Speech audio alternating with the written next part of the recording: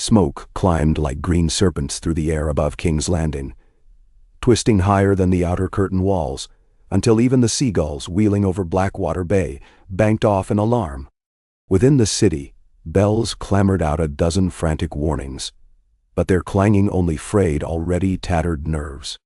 No one had ever heard bells shriek like that. No one living, at least. Not since the long-dead days before Aegon the Conqueror, when Valyrian dragonlords had dueled in mid-air, raining molten stone upon crude timber keeps. Sir Jaime Lannister tasted ash as he rode hard up the muddy incline that led to the Red Keep. The gold of his ornate breastplate was smeared a sooty bronze. The lion engraved upon it snarled, blackened fangs. Beside him Sir Mandon Moore cursed beneath his helm at the press of fleeing smallfolk thronging the road, mothers wrapped tight around infants, old men dragging carts piled with everything they owned. Jaime kicked his destrier through the swarm, heedless of the blows of frantic fists upon his greaves. Every heartbeat mattered. King Aerys had raved all spring that he would burn the usurper's host rather than hand the city to Tywin Lannister. Raved. And prepared. The Lion of Casterly Rock was in the streets already. Jaime had seen the crimson cloaks spill through King's Gate at dawn, 5,000 men marching beneath the roaring lion's standard. He had stood atop Maidenpool Tower and watched his father's vanguard pour in unopposed. Varys had insisted the city's gates be opened, else famine drive the people to riot even before Robert's army arrived. Pycelle had nodded along, and Grand Maester and Spymaster alike had assured the king it was only prudent to welcome Tywin. Yet all those soothing tongues could not still the storm in Aerys's mind. The king no longer listened to counsel, or cared. A fresh volley of bells hammered the air. Then came an answering roar so violent the earth bucked. Jaime's stallion screamed and nearly reared. His ears rang as if some vengeful god had struck a hammer against his helm. Ahead, the Red Keep's outer wall leapt outward in a blossoming glare of viridian flame. Blocks of red stone, each the size of a wagon, arced out across the sky before disintegrating into molten shards that sizzled where they fell among slate roofs and thatched huts alike. 7 hells, Sir Mandon gasped. Wildfire. It had to be wildfire. Jaime kicked his mount again. The shockwave had hurled open the main gate. Green tongues licked around the bars, as though the iron itself were meat upon a spit. The heat stole his breath. Yet he rode on, cloak streaming, the lion's tail aflame at its edges. Inside was carnage. The great, cobbled yard that had watched 100 tourneys and twice as many executions was now a cauldron of shattered stone and burning flesh. Charred Kingsguard in scorched white plate lay like toppled statues. Small folk ran in circles, robes ablaze, screaming until their throats caught and burst into coughing blood. A wagon bearing barrels of lamprey pie had overturned, horses kicking wild, their hides peeled back in blistered sheets. Across the yard, the Tower of the Hand shivered. It cracked along one pale seam from parapet to postern like an overripe melon, then folded in upon itself. Jaime threw himself sideways from the saddle as a spur of marble crashed where he had been a heartbeat before. He rolled beneath the smoking carcass of a horse, coughing. When he rose, the royal sept had vanished in a fountain of jade fire. Stained glass saints erupted into 1,000 molten knives. Aerys. Jaime staggered for the king's tower, skirting pools of wildfire that burned hotter than any forge. The boom of crumbling chambers drowned all, but beneath it, he thought he heard thin, high laughter. Mad. Triumphant. Aerys must already be in the hidden vault beneath the Iron Throne.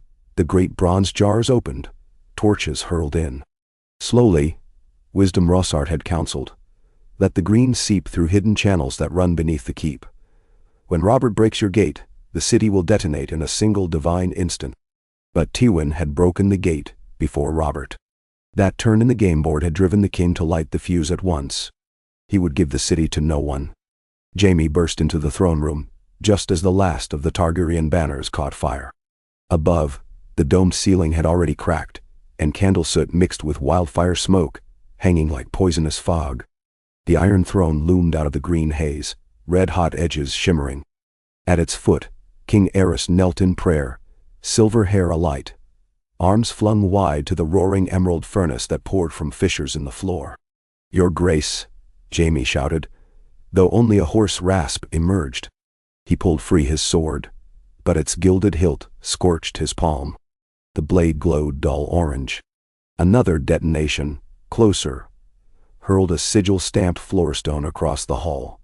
It shattered against the iron throne, sending needles of steel whining through the air. One sliced Jaime's cheek. Warm blood met the taste of ash. Aerys turned. His beard was afire, eyes bright as wildfire itself. "Burn them," he sighed, voice blissful. "Burn them all. Dead-y." Jaime advanced, boots slipping in molten lead that trickled from half-melted sconces. "There's no them left, Majesty," he croaked. "Only your city." But the dragon would not hear. He raised a hand, half flesh, half char, and beckoned to unseen pyromancers. Something deep beneath their feet boomed again, louder, and the marble floor split the length of the chamber. A geyser of green flame erupted, engulfing Aerys whole. He did not scream. He opened his arms wider as if to embrace the fire. Reflex drew Jaime's sword across the king's throat an instant before that emerald pillar swallowed both monarch and throne dais. Hot blood hissed off the steel, evaporating before it touched the floor. But the fire caught the king anyway, devouring him instantly, and surged upward to lick the throne's barbed crown. Jaime flung himself backward. Half blind, a crosswind swept through shattered windows, feeding the inferno. The iron throne sagged. Spines of twisted steel curled like dying fingers. Jaime scrambled out, losing his white cloak to a licking tongue of fire. He did not look back. Eddard Stark's banner of the direwolf crested Visinius Hill after nightfall as the last embers guttered.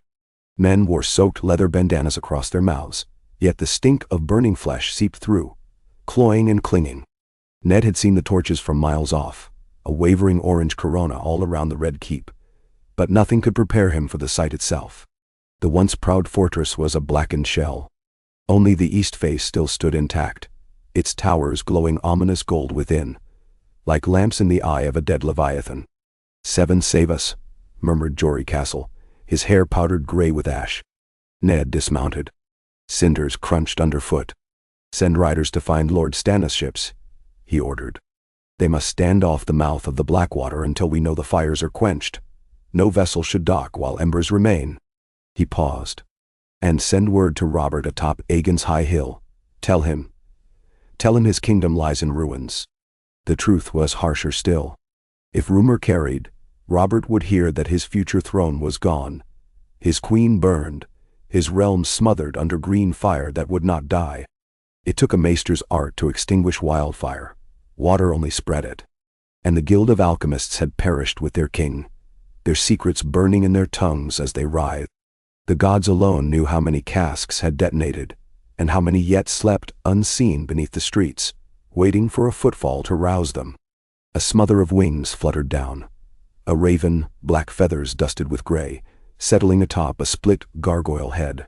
It croaked once and flew off toward the ruined septi.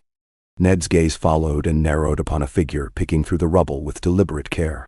The man wore no helm, but even at this distance Ned recognized the sunstrike of golden hair. Ser Jaime Lannister. Ned strode over broken flagstones, rubble shifting under his boots. The heat from fissures was palpable, flickering eerie green within the cracks. Jaime knelt beside a toppled column, rolling bodies with a mailed hand. Dead or dying, all wore crimson cloaks. Lannister guards. From one corpse, a boy of no more than 16, Jaime plucked a folded square of charred parchment. He turned it over, staring so intently Ned feared he might break. "You picked a fine moment to start another fire," Ned said, stopping 6 paces off. Jaime did not rise. He glanced up, eyes red-rimmed, cheeks streaked with ash, and something wetter. "It was the king," he answered, voice hoarse. "He meant to torch the whole city." He gestured toward the blackened throne room doors. "He did, in part." Ned's hand drifted to the hilt of ice. Duty warred with pity. "Where is Aerys?" "There," Jaime said, nodding to the collapsed dais. "Buried under his dream of dragonfire. I put steel to him before the flames took us both." A bitter laugh scraped free. Kingslayer, they'll call me. Better than City Slayer, I suppose. Ned exhaled. You saved lives, though few will thank you. Tywin will, Jaime muttered, then shook his head. No. Father will praise the deed while condemning the stain. He always finds fault. He looked at Ned as if truly seeing him. And you, Stark? Will you draw that great blade and make me answer for a king slain? Ned's fingers tightened on the wolf's head pommel. Targaryen rule is ended, he said quietly. But justice must live on. Robert will judge. Robert, Jaime echoed, staring down at the parchment again. Ash flaked from its surface, revealing inky scrawl. A letter, perhaps. He folded it away in his breastplate and rose. Tell him the city is his. A fine gift, ashes and bones. Oh, and wildfire that may yet burst beneath his seat at table. Ned eyed the glowing cracks, spidering across courtyard stone. He will wish you had left something for him to sit upon. Jaime's smile was ghastly. There's always Casterly Rock. He walked away, unsteady but unchallenged. No one tried to stop him. In that moment, Jaime Lannister was a man so consumed by the horror of what he had seen that even vengeance held no savor. 2 leagues north along the King's Road, Cersei Lannister halted her litter at the crest of a low ridge. She had felt the ground shudder hours earlier, had seen green and orange flames licking the sky above King's Landing. Now a fitful glow pulsed over the horizon, as if some monstrous heart beat beneath the earth. She had Joffrey in her arms, the boy silent save for soft whimpers. Myrcella slept, too young to understand disaster's shape. Beside the litter Sir Adam Marbrand conferred with a grim cohort of household knights. Their whispers rode the chill night air. Wildfire, thousands dead, the Red Keep gone. Lord Tywin had given his daughter a simple command at dawn. Ride for Casterly Rock. He would secure the capital. She was to keep the royal heirs safe. Heirs now, to no crown at all. Cersei would have clawed her way over 10,000 burning corpses to reach the keep. But the gold cloaks at King's Gate had barred her path, yelling that more fire might erupt at any moment. Then came the second explosion, and the gate had vanished behind roiling green smoke. She had fled, choking on grief and fury. Jaime, dear Jaime, still within. The ridge afforded a last glimpse of the bay. The black water glittered sickly, reflecting viridian sparks that drifted down like malignant snow. She pressed Joffrey closer. On her tongue, ash mingled with salt. Tears. She would not weep. She was Cersei of House Lannister, Lioness of the Rock. Yet the ache in her breast coiled tight as any manacle. What is a crown without the city it rules? What is victory without the spoils? Robert Baratheon would come upon a charnel house. Let him choke on it. Let Eddard Stark try to carve order from ruin. And when they failed, when King's Landing writhed with plague and wildfire beds yet unquenched, her father would stand ready, unscarred, unconquered, offering gold, grain, and seasoned men to rebuild what others had broken. In that rebuilding, the lions would claim their due. She turned away from the flickering horizon and ordered the litter onward toward the rock. A single thought beat in time with the distant earth tremors. Jaime, live, wife. Live, and come back to me. Tywin Lannister held council in the unburnt shell of the great armory beneath Visenya's hill. The stone vault had survived intact, though the iron-shod doors warped in their frames. Lords Chelsted and Crakehall hovered near amid a swarm of cinder-streaked bannermen, all trying to speak at once. On the long oaken table lay hasty tallies. Stores lost, streets impassable, wells fouled by ash. The figures bled red ink. Prince Viserys, 6 years old, huddled in a corner under a soot-black cloak far too large for his tiny frame. 2 Kingsguard remained to him. Sir Barristan Selmy burned on one side, Sir Lewin Martell coughing blood. Such was the ragged court of House Targaryen. Tywin's gaze swept past them without pause. Mercy was good optics, but only after strength had been displayed. Lord Stark requests quarter in the dragon pit for his wounded, Lord Crakehall reported. The structure yet stands. Tywin dipped his quill. Grant it. And have the Septons treat Lannister wounded first in plain view. A gift of good faith. He signed another parchment, commandeering the warehouses of the Spice Guild, and slid it aside. How many Targaryen loyalists yet breathe? Scattered, Lord Chelstead said. Many fled when the keep burned.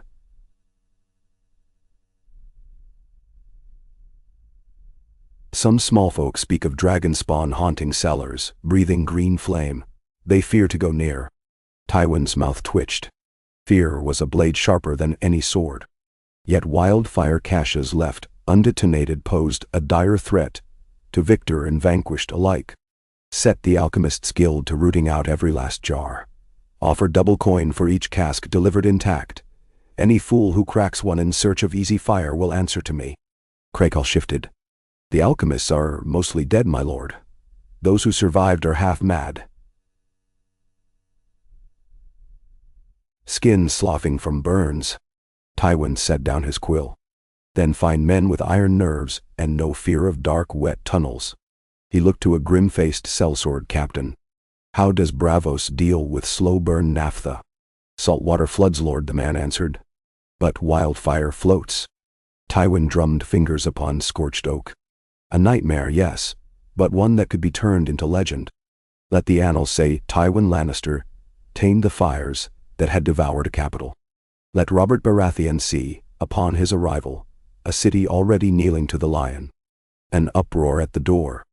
Jaime appeared, leather blackened, eyes fever bright. The chamber fell silent as a crypt. Tywin crossed the floor in 3 strides. Is it done? He asked quietly. Jaime looked weary beyond youth. Aerys is dead. The throne room is rubble. Silence deepened. Then Tywin clasped his son's shoulder, careful of scorched steel. You did what honor demanded. His voice carried for every lord present to hear. The king doomed his city, and you saved it from total ruin. Remember that. Ben? Jaime's eyes flicked to the parchment he still clutched. He doomed more yet. I found this in Rosart's sleeve. He held it out. Tywin unfolded the charred scrap and scanned. His brows knit. A map of King's Landing. No, beneath. An overlay of tunnels, cisterns, vaults. Red ink marked circles at 47 distinct nodes. Beneath Flea Bottom, the Seps, the Markets, the Dragon Pit. A single note in a trembling royal hand. Light only at my word. 7, save us, Crakehall whispered. Tywin folded the paper. 47? 8 least, Jaime said. We cannot assume those still lie undisturbed. Some may be cracked, leaking flame. Tywin's mind raced. 47 dragons' mouths waiting to swallow the city. To hold King's Landing now was to grasp a viper by the tail. Yet to abandon it would cede the realm to chaos. Robert's host camped south of the Blackwater. Stannis commanded the narrow sea. Renly gathered reach lords behind, all eager for spoils. Amid ruin, the first hand that offered bread would win hearts. Lord Chelstead, Tywin said, turning. Proclaim in every square that bread and clean water will be distributed at sunrise by House Lannister. Each man who aids in clearing rubble will earn silver stag for the day. Each who reports a cache of wildfire will earn 10. And if one jar detonates while men haul it, if one detonation saves 10, the risk is acceptable. See it done. Jaime's shoulders slumped. Tywin gripped them tighter. Rest now. The realm will need a kingslayer who acts, not one who broods. A bitter smile ghosted Jaime's lips. What realm? A pile of cinders. Tywin met his son's broken gaze. Cinders fertile as ash soil under a spring rain. Seeds grow fastest when the old forest burns. He squeezed once, then released. Go bathe. At dawn you and I will meet Lord Stark and Robert at the Dragon Pit. As Jaime left, Tywin turned to stare at young Viserys Targaryen trembling under the cloak in the corner. The boy's violet eyes bulged large as moons. For now, the child lived as hostage, and as living proof that the lions had mercy. But mercy was measured by need. A fresh forest might yet require controlled burns. Robert Baratheon arrived with the dawn, reeking of sweat and saddle leather, face streaked by tears he would never admit. He dismounted before the blackened maw of the dragon pit, where Ned and Tywin waited amid a gaggle of surviving lords. Beyond, the charred shell of the Red Keep still smoldered, roofs stuttering with green sparks. Robert gazed long at the ruin. His breath hitched. Visions of Maester Kasana singing ballads of chivalry over flickering hearthfire flashed through his thoughts, stories of Aegon's grand seat, of Visenya's fierce stones. All ash, now. He destroyed his crown to spite me. Robert rasped. Madness. Tywin's voice was steel sheathed in velvet. Madness unchecked, your grace, but we can rebuild. Robert's eyes flitted to Ned, whose gray gaze held sorrow and grim resolve. Then to Jaime, pale beside his father. Did you? Jaime nodded once. Else he would have burned what still stands. Robert closed his eyes. A great exhalation left him. When he opened them again, they were hard blue granite. Very well. First, the fires. Lord Stark, command the city watch to scour every cellar. Any man who hoards food while children starve will be flayed. Bennewind. Tywin inclined his head. House Lannister's gold and grain stand ready. Robert clapped his huge hands, startling ravens from the broken dome. Then let us begin. And so the new king's first decree was not of coronation feasts, but of soot and sweat. Dig firebreak trenches, flood sewers with river water, and dare the smoldering earth to flare again. Beneath the cracked sky of King's Landing, the victors became masons and midden men, hauling rubble while green wisps hissed at their boot soles. The scent of death hung thick, but beneath it rose the smell of fresh-turned soil, where gardens sprouted in ash-choked courtyards. Within a moon's turn, tents of dyed silk lined the avenues, field hospitals, soup kitchens, forges pounding replacement nails. A city remade by ruin. Across the narrow sea, in Bravos, the magisters dined on news borne swift by gullwing ships, that the dragon of Westeros had burned its own nest to cinders, that the Baratheon stag preened amid glowing ruins, that the lion wrangled serpents of green fire hissing beneath every street. In the east, young Daenerys Targaryen clutched a charred doll her brother purchased from a Pentoshi marketplace, one of many macabre relics smuggled out of the fallen keep. Its cotton stuffing still smelled faintly of smoke. She pressed it to her cheek and dreamed of home, a home of flame and sorrow she had never seen. The doll's cracked porcelain eyes gleamed emerald in the candlelight, and in them she saw the reflection of Wildfire still burning in the night. 7 months later, winter snows swept thin and pale across the Red Keep skeleton. Robert stood atop a scaffold, hammer in hand, driving a golden nail through the first oak beam of the future throne room roof. Lords and smallfolk alike cheered below. Aerys Targaryen's melted chair of swords had been carted away and entombed beneath stone, deemed too warped and cursed to sit again. A new throne would be forged, they said. Not of enemy blades but of the shields of Robert's friends. Jaime watched the work, arms folded. Somewhere beneath the rebuilt foundations, hissing jars still lurked, despite every reward Tywin offered. The earth kept its secrets. Ned Stark joined him, cloak stirring in the chill wind. Will you stay when the work is done? Ned asked. Jaime shrugged. A Kingsguard vows for life, and the king forgave my sin. Did he? Ned eyed him sidelong. Or did he need your sword? Need and forgiveness often travel the same road. Jaime glanced toward Robert, who laughed as he swung the hammer. One day he may decide a Kingslayer cannot guard his children. Then I'll ride for Casterly Rock. Ned's breath clouded. Whatever else you are, you saved thousands from fire. Jaime gave a weary half-smile. Tell the singers. Perhaps in 100 years they'll remember. Then beneath them, hammers rang bright against wood and iron. The Red Keep would rise anew, though never exactly the same, its stones forever haunted by unseen veins of green serpent fire. The city pulsed with life again. Markets thrummed, ships unloaded grain, lovers strolled the riverwalk where once corpses floated. Yet every man who trod King's Landing now knew that below the cobbles lurked a sleeping dragon of Wildfire, coiled and dreaming. And so the realm carried on, as realms do. upon uneasy ground. Tywin's gold fed the fires of rebirth. Ned's honor tempered law. Robert's laughter masked a wound that never fully closed. Above their striving, a crown of shields took shape. Symbols of Baratheon, Stark, Arryn, Tully, and Lannister, interlocked, hammered together on the forge floor, where green sparks once danced.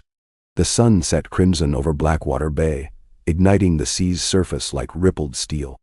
Jaime watched its dying light ripple through swirls of lingering ash, and wondered if the city would ever truly forget the day Wildfire devoured its heart, or whether, somewhere in the dark beneath their feet, the dragon still waited, patient, for the next whisper of madness to set the realm ablaze. Ah, K, Onda, oh. A wet wind slithered up from the Blackwater to coil through the unroofed corridors of the half-rebuilt Red Keep, cold enough to make the lantern flames shudder even behind horn panes. Scaffolding creaked like dying trees. Masons' hammers rang in lonely, widely scattered pairs, for most laborers fled the heights after sunset, claiming they heard green ghosts creeping in mortar seams. Green or not, the iron-banded barrels stacked on every landing needed guarding. They were water casks brought by barge from upriver, but rumor made no distinctions. Rumor tasted brimstone in any stench. Eddard Stark paused midway along a new pine walkway bridging the yawning gap where Maegor's balcony had sheared away. Below, the throne room had become an open courtyard, littered by blocks of dragonstone quarried from the broken domes. It looked less a palace than the ribcage of some sea giant picked bare by gulls. Far beneath that raw cavity lay tunnels yet unexplored, chambers that once served the pyromancers. 47 circles of doom, Jaime had named them. Ned kept tally in his own cramped hand. 41 caches found, 38 neutralized, 3 already burst before men reached them, 6 still dreaming. Sleep grew scarce as the count shrank. He felt the walkway tremor. A muffled boom rolled up from underfoot, faint yet unmistakable. Men's shouts followed, echoing up ventilation shafts. Ned swore and broke into a run, cloak snapping behind him. Lanterns bobbed as guards pursued. The sound had come from the dry wells beneath the white sword tower. He reached the stair and descended 2 steps at a time, splinters catching in his boot heels. Smoke met him at the mid-landing, not the emerald glare of Wildfire, but greasy gray laced with stone dust. Better, yet bad enough. 2 Lannister spearmen panted outside a split oaken door, faces pale beneath soot. Inside, rubble choked a hallway. Torn ribs of arching stone jutted above a fresh crater.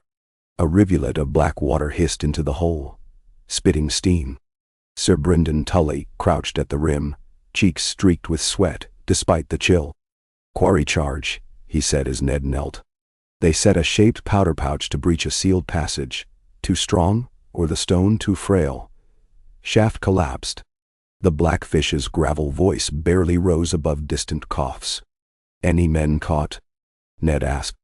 3, perhaps alive, perhaps not. Brynden's gray eyes darted sideways.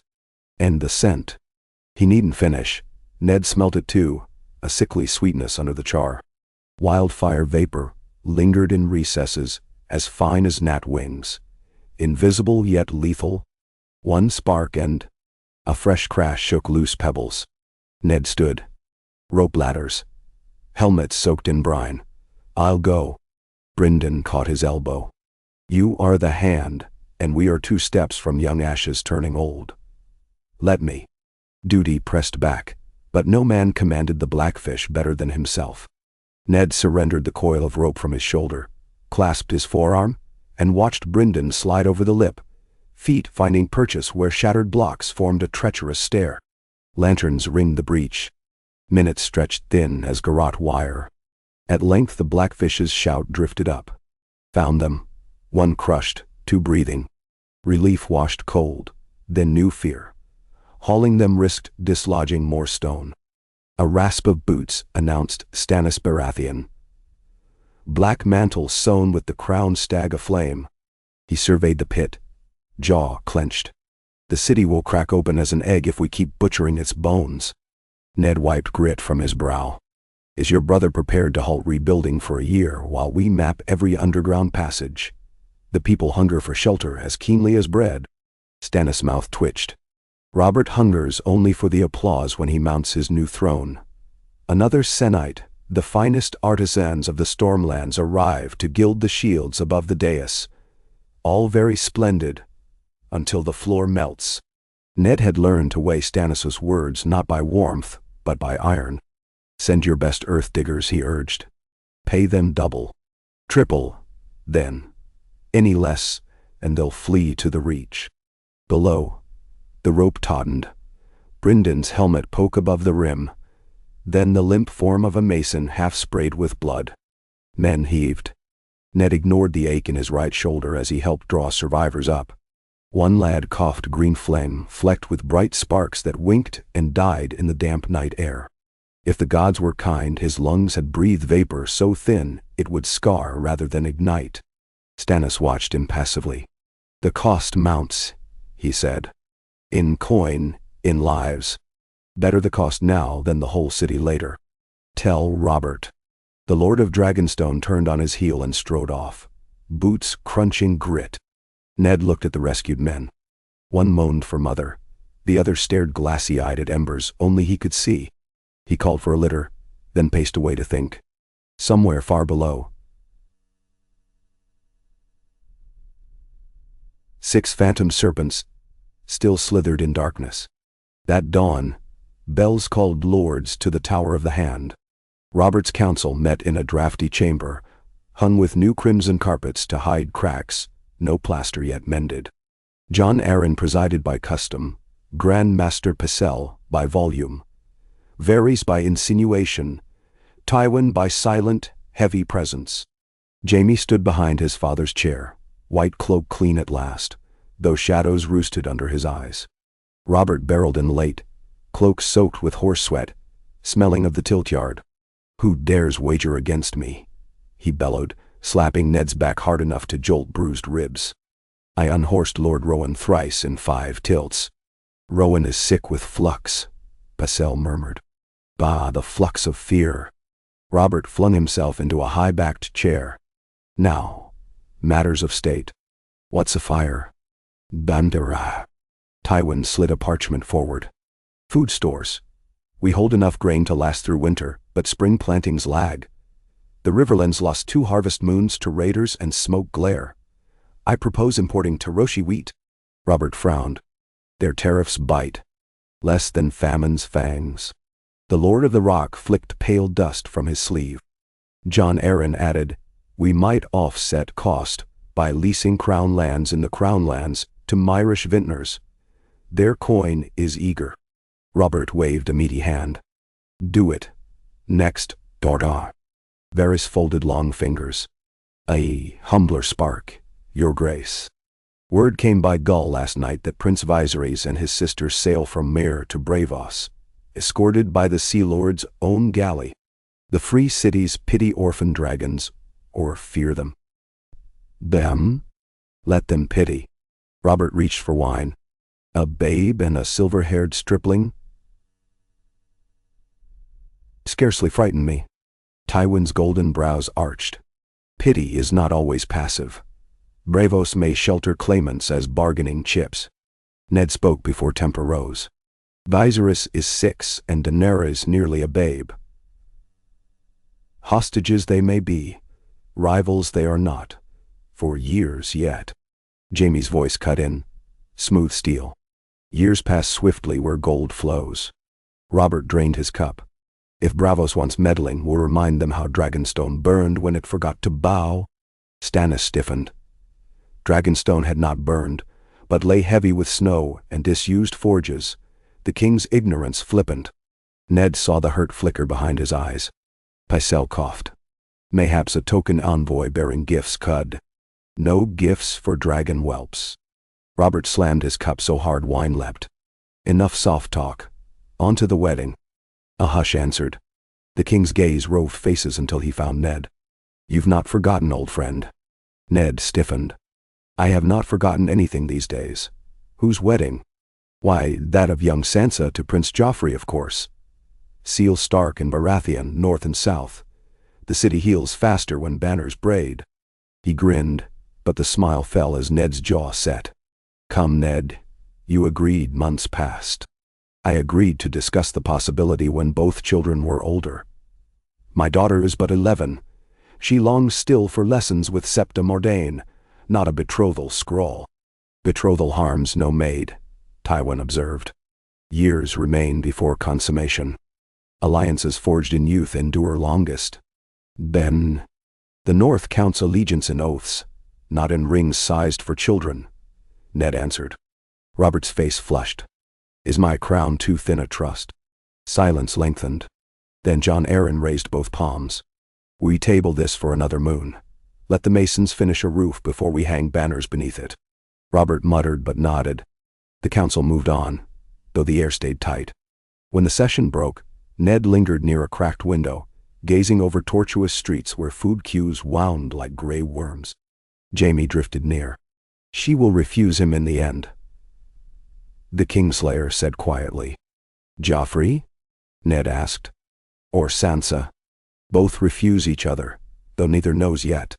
A dry smile. "I've watched the boy stalk cats with a crossbow. A queen's soft hands will not cradle his nature." Ned studied the man. Jaime's green eyes revealed little, yet his shoulders bore weight disproportionate to day's tasks.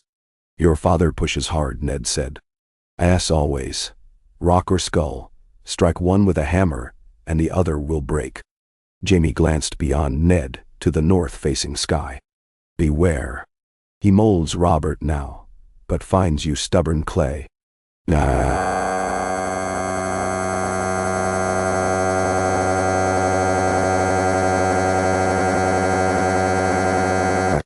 "I bend only to wind that brings good seeds.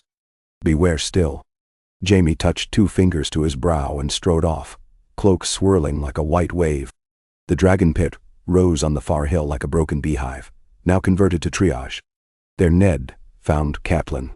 She paced between rows of cots where maesters nursed quarry victims and smoke-lung children. Her auburn hair was pinned high, a lord's lady at war with dust. "You should rest," Ned murmured after greetings. "And leave these men to fever while lords argue grain prices." "Never." She dabbed a soldier's forehead. "How fares Robb?" Ned asked to change subject. "Chafing to swing a sword. Maester Lewin's letters say he sparred past sundown 3 days running." A faint smile, proud yet anxious. They moved, through groaning rows. A new scream burst from behind a linen screen. 2 maesters wrestled a thrashing youth whose hands blistered green where subterranean vapor had kissed skin. One tore linen, the other slathered pale clay. The smell of burnt pine resin lingered. They used it to draw out poison. Ned's stomach knotted. Scarcely a victory if the city rose anew upon graves of children. He squeezed Catelyn's hand. "When the last cache is quenched, we ride north." Her eyes met his. "And leave Robert to advisers who covet and scheme. Jon Arryn grows thin as parchment. If he falters, I swore to rebuild the realm, not only stone, but my heart." Ned struggled. "I fear ash follows wherever I tread." Catelyn brushed fingers along his cheek. "Ash births forests, my love. Plant honor wherever you walk." He kissed her brow, tasting salt and smoke. Honor seemed a frail seed in this soil. That night, a crisp half-moon silvered ramparts, while 1,000 torches bobbed along the street of silk. Festival drums thudded. The Guild of Smiths declared the first iron rib of the new palace roof set, and folk celebrated any scrap of hope. Beneath that din, however, plotted quieter fires. Down in Flea Bottom, deep within the warren of potshops and rat pits, a hooded quartet met in a cellar perfumed by stale ale and unwashed flesh. At their center sat Wisdom Howlanine, the last master accredited by the Alchemists' Guild, scalp bandaged from earlier blasts. His left eye wept milky tears. Wildfire burn left nerves raw. He unfolded a tattered map, the twin of the one Jaime gave Tywin, yet marked differently, circles still boxed in crimson. "The lion's fish treasure from our vaults," Halyn hissed. "They melt our dream in river water like cheap candle wax." A gaunt man in black frowned. "Dream or nightmare?"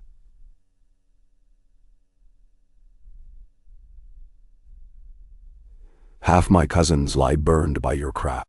What is birth without pain? Helene whispered. Eris knew. Fire purges weakness. His vision may yet be honored. 6 vaults remain untouched, but soon the hand's quarry teams will sniff them out. Then, the 4th figure spoke, voice muffled by scarf. We cannot excavate and drag jars through guarded streets. We must ignite them where they sleep. Timed charges, Helene mused, set by clockwork of Bravosi make, triggered when the moon next blots the sun. An eclipse? The black-clad man asked. Helene's good eye glittered. In 2 moons. The day will darken. The city will see dragon's breath. The muffled one glanced sidelong. Can you guarantee chain reaction? If vents cut by masons stay open, flame will vent upward, rending new towers. The roof of shields will melt upon Baratheon's fathead. Silence pooled. Rats skittered. Then we need vent paths unblocked, the hooded leader decided. I have men on scaffolds. They can loosen mortar, leave gaps. He touched map. But Tywin Lannister must remain alive.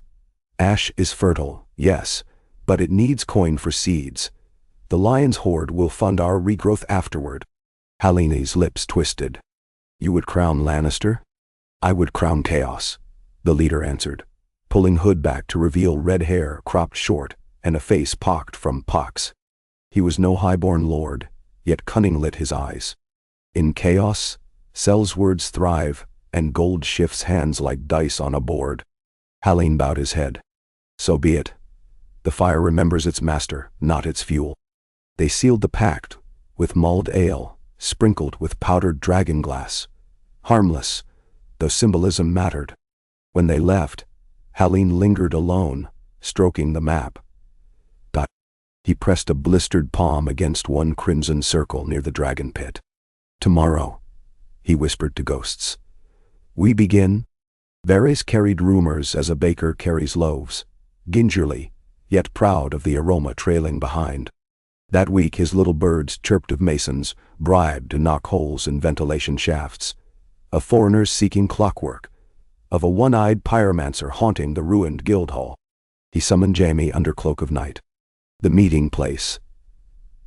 The silent ruins of the royal sept, once a jewel of colored glass, now a clearing open to the stars. Shards still glittered among weeds. Jaime arrived in plain jerkin, hand resting on sword hilt. Varys emerged from shadow, robes lilac tonight. Sir Jaime, your valor serves realm once. Perhaps twice? Spit it out, spider. Varys smiled thin. Spiders weave webs to halt flies before they reach fruit. I fear fresh flies buzz near. Wildfire caches, yet feral may soon rekindle. Jaime's knuckles whitened. We hunt daily, yet not quickly enough. A certain wisdom gathers allies unsavory. They plan. Spectacle. Jaime studied flickering torchlight far below, where revelers danced on Rhaenys Hill. Names, he said. Names burn away when wildfire touches them. Varys sighed. But places, those I can offer. He extended a scroll. Jaime took it. Why tell me, informed the hand, and place myself beneath Tywin's heel? Spiders wish to remain uncrushed. Varys's breath steamed. Better you, both lion and sworn shield, unknowing son and silent watcher. He stepped back. Walk softly, sir. Jaime unrolled the parchment. Red marks clustered where masons toiled hardest. He cursed under breath. Night sky above seemed filled with green swirls only he could see. For 3 days, Jaime shadowed masons. He watched coin exchange palms, tools left wrong places, vents loosened. On the 4th dawn, he confronted a foreman beneath the future queen's solar. The man stammered tales of bribes from a Bravosi sailor hired by one-eyed Helene. Jaime turned him over to City Watch. Torture squeezed confirmation. Clockwork timers hidden in wine casks smuggled into vaults. Jaime galloped to Tower of the Hand, forcing audience. Ned listened, face grave, then summoned Stannis, Jon Arryn, and Tywin. A rare joint sortie ensued. lords descending into catacombs armored like battle. Torchlight licked sweating brows. They discovered 4 brass contraptions ticking faintly, gears wound with gut string. 2 already attached to casks. Tywin directed careful removal. Stannis crushed a device beneath boot for demonstration. Gears burst, releasing flint sparks. Everyone recoiled. Jon Arryn nearly vomited. Sweat-drenched and shaken, they emerged into noon glare. Robert paced anteroom, face purpling at hearing. "Someone still tries to roast my city," he demanded heads. "We need the pyromancer," Ned said. "Alinda." "Alive," Tywin added. "He may know the last cache locations." A hunt began. Varys whispers guided gold cloaks through Flea Bottom. Yet Hallyne slipped thrice, leaving trails of blistered victims whose flesh steamed an hour after death. Each corpse carried new fragments, cryptic diagrams, vials of glittering powder. 2 weeks churned by. Spring warmth coaxed crocuses from ash-rich soil in the castle gardens. Robert boasted the blooms foretell renewal. Ned read omen otherwise. Even poison grows flowers. One rainy dusk, Maester's ravens shrieked as riders clattered through King's Gate, bearing banners of a pale blue sunburst. Lord Renly raced ahead of his column to the Red Keep. His news crashed like fresh wildfire. Jon Arryn is dead. The council assembled in shock. Renly, cheeks streaked by rain and tears, recounted. The hand collapsed at supper in the Eyrie, blood frothing from lips. Maester Coleman suspected a burst gut, but rumor among servants spoke of sweet-smelling crystal powder sprinkled on hot wine. Ned reeled. Jon, mentor, friend, now ash. Robert hurled goblets. Tywin sat statue still, calculating eyes. Stannis' face hardened like basalt. "Poison," he said flatly. "The tears of lies smell sweet." Renly nodded. "Yes. And Lysa shuts the gates, blaming Lannisters, refusing Robert's summons." Tywin spoke cool. "House Arryn will answer for false accusations." Robert ignored. Grief roared louder. He seized Ned's shoulder. "I need a hand true as steel. Wear the badge, Ned." Ned's heart weighed like lead. Wildfire, poison, plots. Hay bore scars of many nights. Yet honor left little choice. He knelt, voice a whisper. "I will serve." Robert dragged him upright in a crushing embrace. Over the king's shoulder, Ned saw Cersei's green gaze narrow, saw Tywin's pale brows arch a fraction. Jaime, behind, met Ned's eyes, something like weary respect passing between. That same night, candles guttered in the widow's loft overlooking the Street of Seeds. Wisdom Hallyne poured himself a cup of torch wine and stared at the crude sun-moon clock on his table. He had lost his map, his gear caches. He had lost 4 apprentices to Lannister blades. Yet one device remained, a final dragon egg hidden where no lord suspected, beneath the very forge where smiths hammered Robert's shield throne. Clockwork ticked. Dihamol. At high noon, 3 days hence, the new dais would glow molten, swallowing king and court. Hallyne toasted the memory of Eris and drank. A footstep creaked behind. Before he could turn, a dart whistled. Pain jabbed his neck. He clawed at the quill-thin dart, staggered, crashed into a shelf. Jars of wildfire powder toppled. Emerald motes sizzled on the plank floor. But the liquid lacked heat to burn until flame kissed it. Hallyne whirled, hand on dagger. A silhouette blocked moonlight at the window. Slim, feminine. She wore dark leather, red hair braided tight. A second dart glimmered at her wrist. "Who?" he croaked. She tilted her head. "Call me Cat of the Canals," she whispered, voice lithe as knife steel. "Though here, today, I serve another name." Hallyne threw the dagger. She slid aside, the blade thudding beam. His vision blurred, poison bit swift. He lunged toward a shelf of bottled naphtha, intent on shattering flame. But the girl leapt, drove a short sword through his thigh, spinning him away. He crashed to floorboards, jars rattling overhead. She knelt, pressing thin steel to his throat. "Where's the last device?" Halling laughed wetly. Blood bubbled. Everywhere, he rasped. The city bleeds, Dragonfire girl. She pressed harder. Where? His good eye rolled up. Under your lord's crown. Death rattle hissed. Sagging, he whispered, burn them all? And went still. The girl exhaled, removed a small parchment from her belt bearing wax seal, stamped with mockingbird sigil. She dipped quill in his blood and wrote a single line. Egg slain, nest remains. Folding, she sealed anew and left without sound. At dawn, Varys delivered Hyllene's corpse to the keep, claiming unknown cutthroats, no trace. Jaime read more behind the spider's placid eyes, yet proof fled like smoke. 2 days later, the shield throne stood finished, 7 bands of interlocking oak shields plated in hammered bronze, rimmed by antler points and direwolf heads, rose cranes, trout tails, all houses that rallied. A triumph of smithcraft, Robert proclaimed. The coronation feast would unfurl at noon.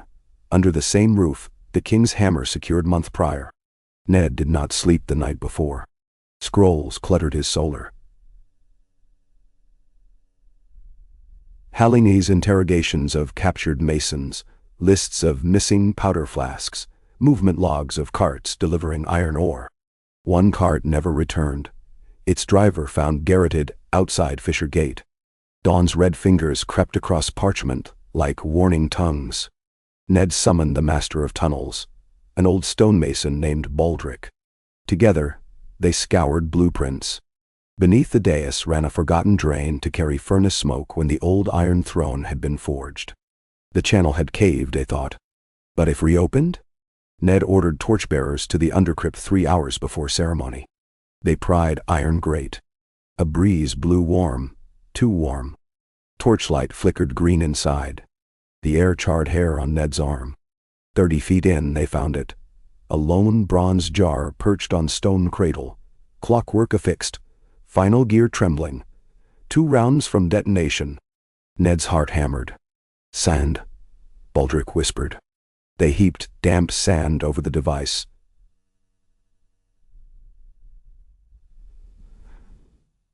Smothering clock and flint. Sweat poured. Every scrape felt like thunder. Above, horns sounded rehearsal. Time bled.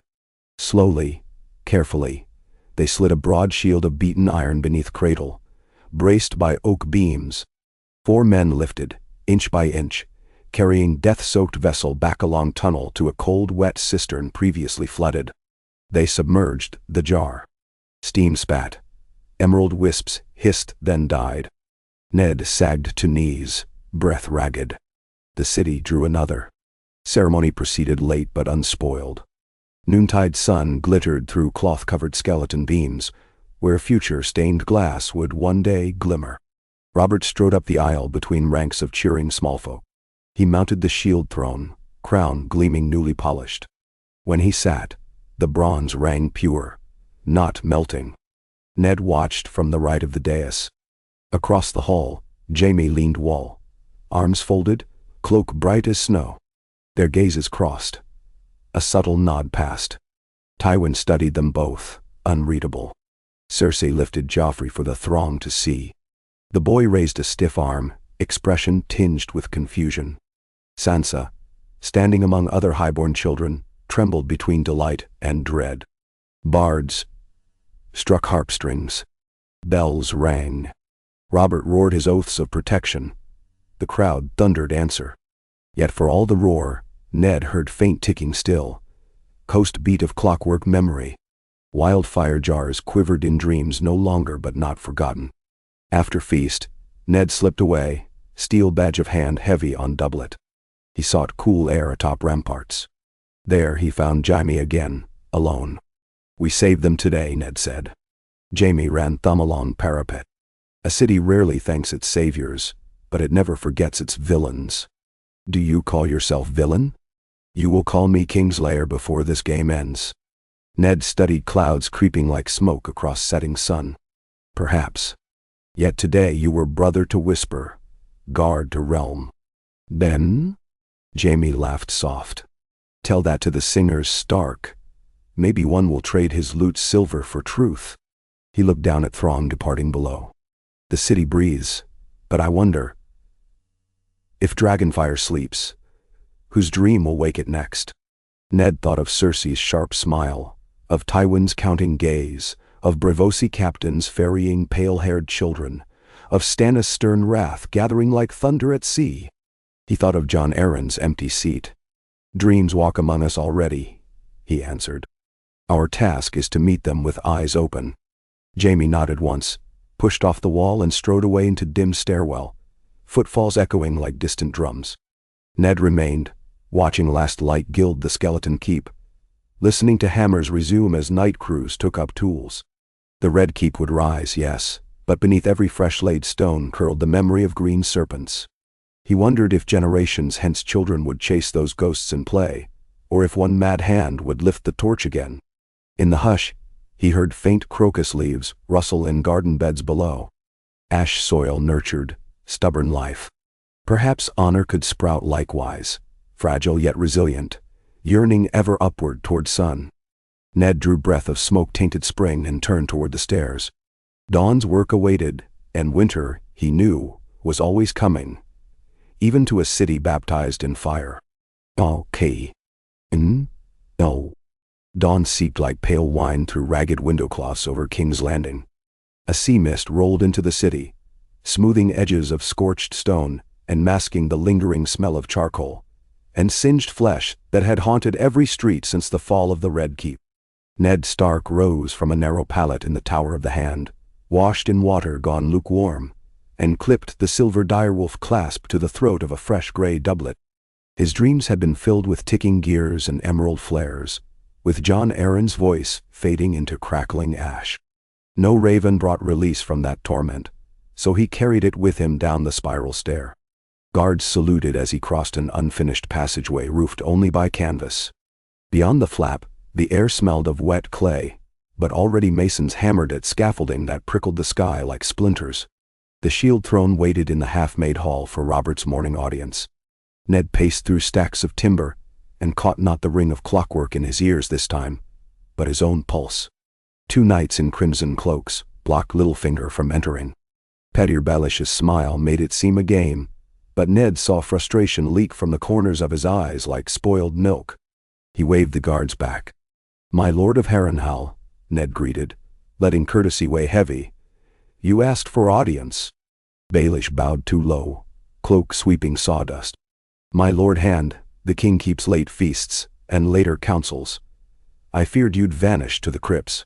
He straightened, lips quirking. "Stannis searches for you too. Something about a ship in the night. I will hear both of you before the bells ring prime." Ned gestured to a side door opening on a study no bigger than a cell. Littlefinger stepped inside with feline grace. Ned closed the door, though 2 guards remained without. "Speak." Baelish slipped parchment from his sleeve. A neat ledger, columns of figures aligned like disciplined soldiers. "The crown's debt climbs as crows on a corpse. Rebuilding devours gold quicker than wildfire devours flesh. Tyroshi wheat, Myrish tiles, Pentoshi stonecutters. The coin flows east and does not return. The king's purse bleeds 400,000 stag a moon. At that pace the crown will owe more to Lannister lenders than the Lannisters paid to raise these walls." Ned scanned the rows. Purchases, tariffs, interest rates. His mind tallied empty barns in the north, fields yet green in the reach. "What remedy do you propose?" Littlefinger tapped a column labeled Fisheries Tariff. Double fees on foreign vessels plying Blackwater Bay. They will hate it, but they will pay it, and auction the rights to salvage stone from the quarries of Dragonstone, unused since Maegor's day. Stannis holds the island yet. He may roar, but he will accept a crown decree. Ned considered. And small folk. A trifling rise on the mill tax, no more than a farthing per loaf. The smile sharpened. Better than famine come winter. Ned folded the ledger. "I will weigh it. For now, keep these numbers between us." "Ace, you command." Littlefinger's eyes glittered almost green in the faint light. One more trifle. The street whisperers say John Aaron died poked full of seeds. The seed is strong, he muttered to his maester moments before the stranger took him. Do you care for seeds, my lord? Ned's throat tightened. I care for answers. Do you have any? Only breadcrumbs. The late hand visited the blacksmiths of Cobblers Square thrice in the fortnight before he left for the Eyrie, and he ordered a book, Lineages and Histories of the Great Houses, an oversized tome dull as sheep shit. Littlefinger brushed imaginary dust from his sleeve. If you seek truth, follow his last footsteps. Why tell me? Ned asked. Littlefinger's smile thinned. Perhaps I tire of lions chewing the realm's flank. Perhaps I wish the new hand to owe me a favor. Or perhaps I am bored. Pick whichever cause disturbs you least. He bowed again. Good morning, Lord Stark. After he slipped out, the room felt smaller. Ned tucked the parchment inside his jerkin and pushed into the corridor, where Stannis waited scowling. Your guards claim counsel. Stannis rasped. Sleep bruised his eyes. I waste breath on fools. Come inside, Ned said, gesturing. Stannis shook his head. No time. Sir Davos brings tidings from the Fingers. Smugglers speak of Lys shipping black powder by barrel to the Stepstones. Your wildfire lunacy births imitators. He thrust a scroll at Ned. Wax bore the crowned stag sigil. I sail for Dragonstone before dusk to secure every furnace and powder house. When I return, the king must listen, or I shall not return alone. Ned unrolled the scroll. Lists of ships anchored, guns forged, numbers of seasoned sailors. Robert respects. Robert drowns in cups. Stannis cut him off. The realm needs steel, not wine. Keep him from folly until I knock sense through his skull. He turned on heel, cloak snapping, and strode away. Ned pocketed the scroll beside Baelish's ledger. Seeds, sails, powder, each demanded time he never had. A squire fetched him to the audience floor. Robert lolled like a mountain tossed on the throne of shields, crown askew, eyes red. A harpist plucked a tune to amuse some Myrish envoy waiting on a petition for timber rights. Robert beckoned Ned forward, voice slurred with last night's mead. The summer sails north, Ned. We'll ride tomorrow, you and I, hunt boar beyond the antlers. Enough stone dust and parchment. Now. Ned dipped his head. When the last wildfire cache is quenched. 7 preserve us. Robert scrubbed his beard. You are worse than Maester Yandel. 1 jar left or 2. Let that cursed Kingslayer dig them out. Yami's men risk their lives daily, Ned said. Your Grace, I beg you to approve new levies for tunnel work. Bah? Robert waved. Approved. Kissed. But we hunt in a fortnight. I'll not hear no again. His temper flared, then cooled as swiftly. Now see to this marish peacock. He prattles of artists. Dine? Ned handled the envoy with frost-edged courtesy, promising decisions after council. But his mind drifted to a smith's forge outside Cobblers Square. That afternoon he disguised himself in plain wool surcoat, donned a hood, and rode with 2 guards to the lower city. Cobblers Square bustled, mules brayed.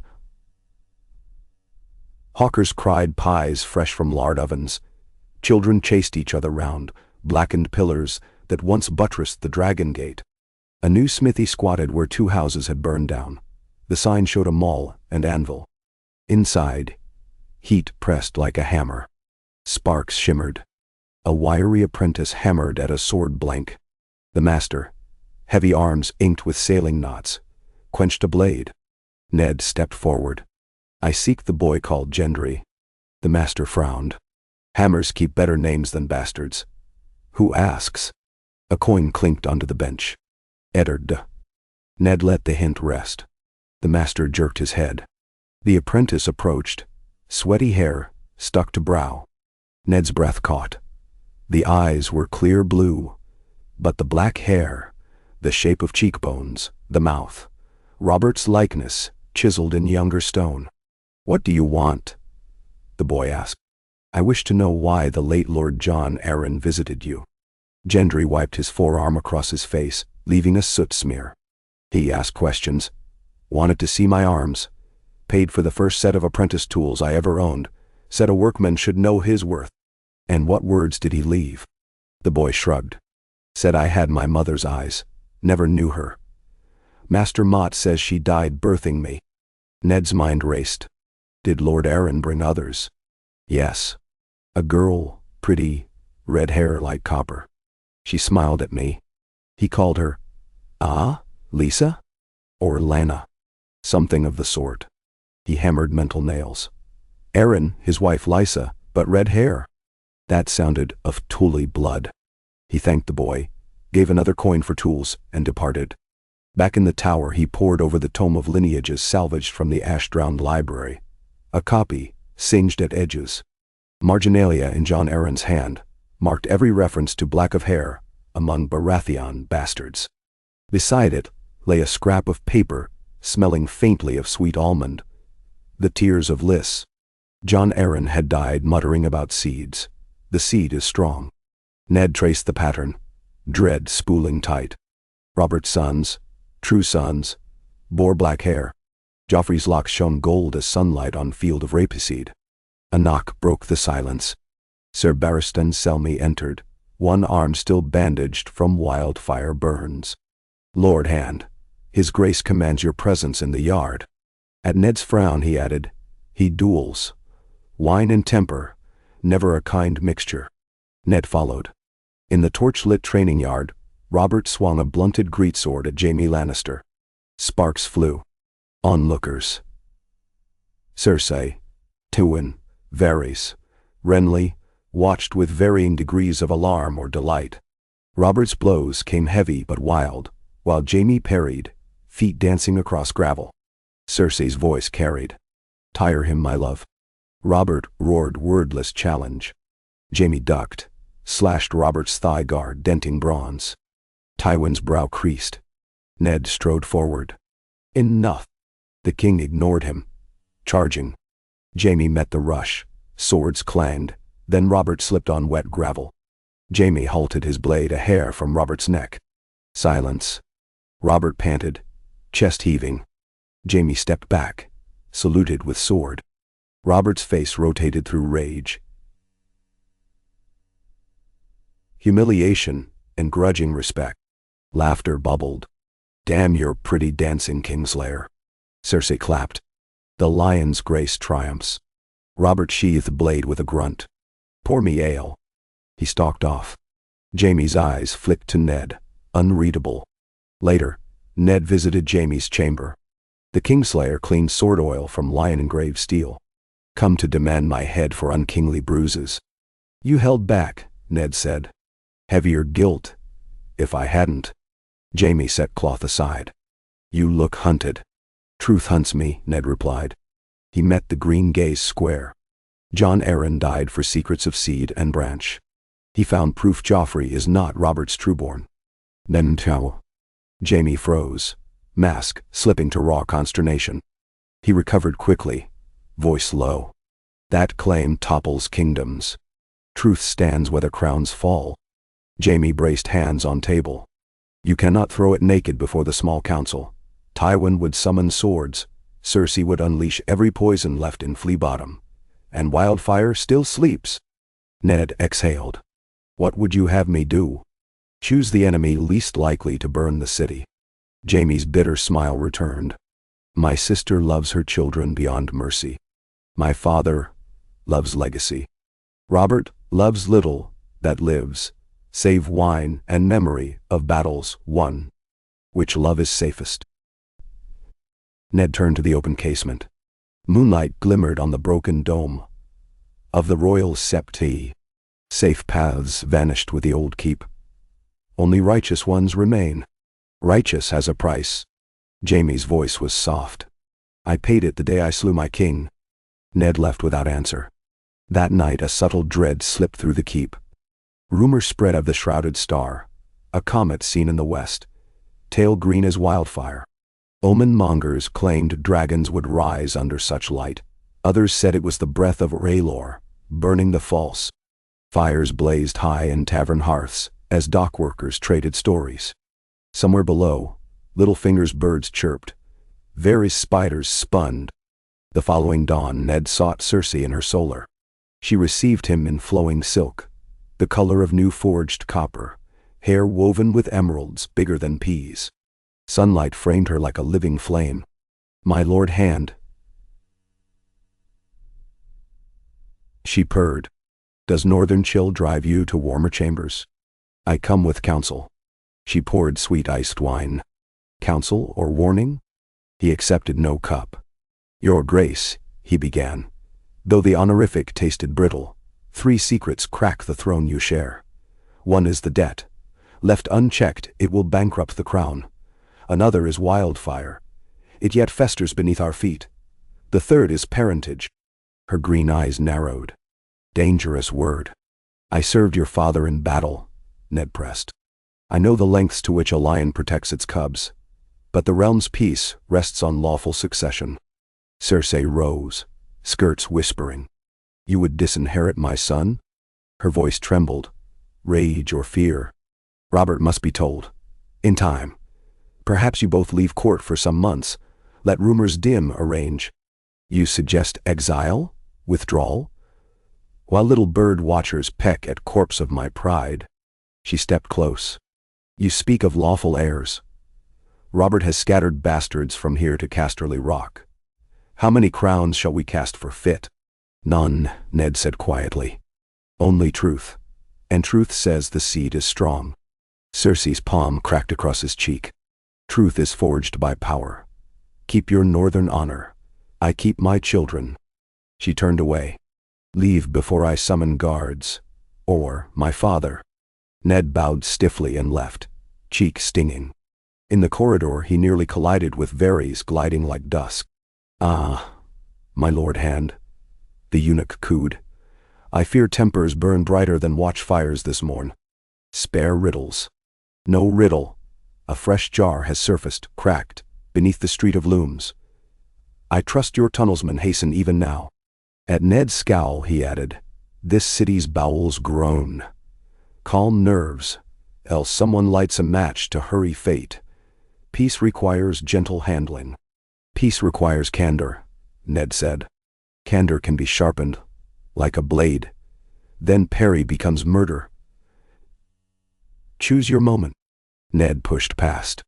By dusk, tunnelmen reported they had sealed the cracked jar in pitch and lowered it downriver for drowning. But one worker died when fumes burst into pale flame, lighter than typical wildfire. The maester's diagnosis: oil of nightshade mixed with trace dragon powder. Someone experimented. Hallie's ghost still worked, or copycats. The city felt ready to tear like cloth stretched against a gale. Tywin summoned Ned to a feast that evening. Roast suckling pig with apple in mouth, Dornish red wine. Cersei sat rigid beside, Joffrey sullen. Tyrion Lannister, newly returned from the west, traded sly stories with Renly. Jaime drank water. Tywin raised a cup. "To new foundations," he declared. "Stone will outlive rumor." Ned sipped but tasted bitterness. Halfway through, a messenger burst. Clothing sodden. Fire in Flea Bottom. Green fire. The hall erupted. Jaime vaulted the table. Ned followed. They galloped through moonlit streets. Tongues of viridian flame licked tenements near the Leaky Bucket Inn. But the blaze was small.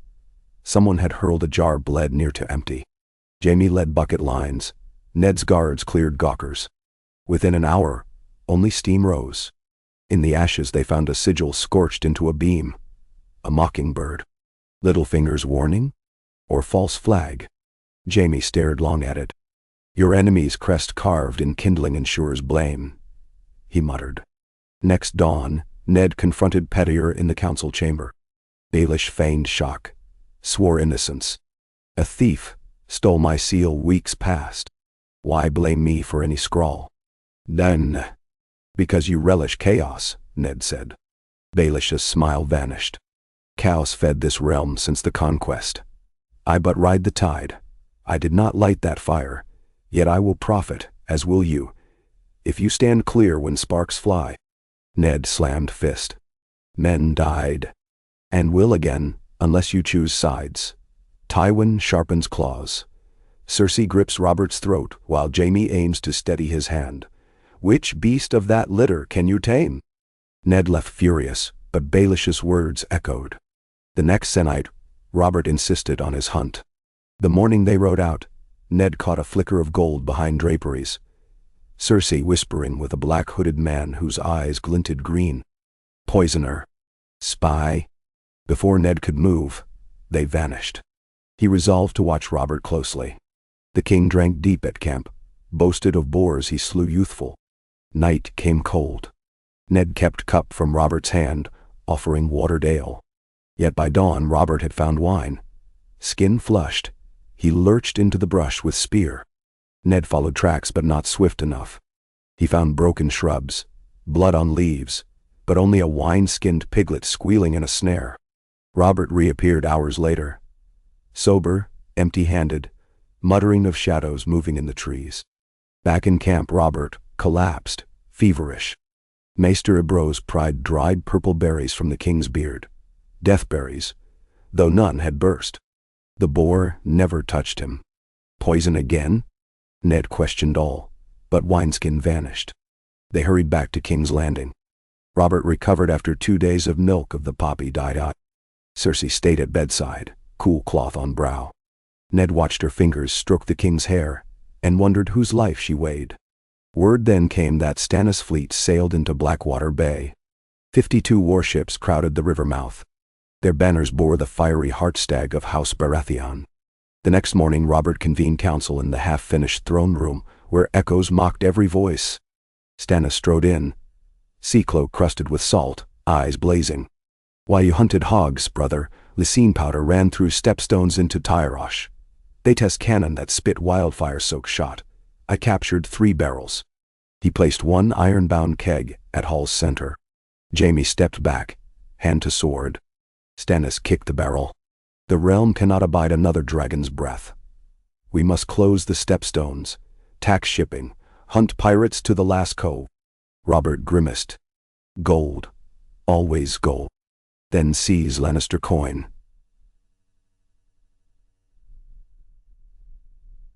Stannis snapped, eyeing Tywin. The realm bleeds for their loans. Tywin's tone chilled the hall. Lannister gold rebuilt the palace whose roof we now stand beneath. Perhaps Dragonstone prefers a drafty ruin. Stannis' hand went to dagger. Guards shifted. Ned stepped between them. Enough. The city still smolders. Dissension feeds flames. He turned to Robert. We need unity and truth. Robert frowned. Later, Ned. I must.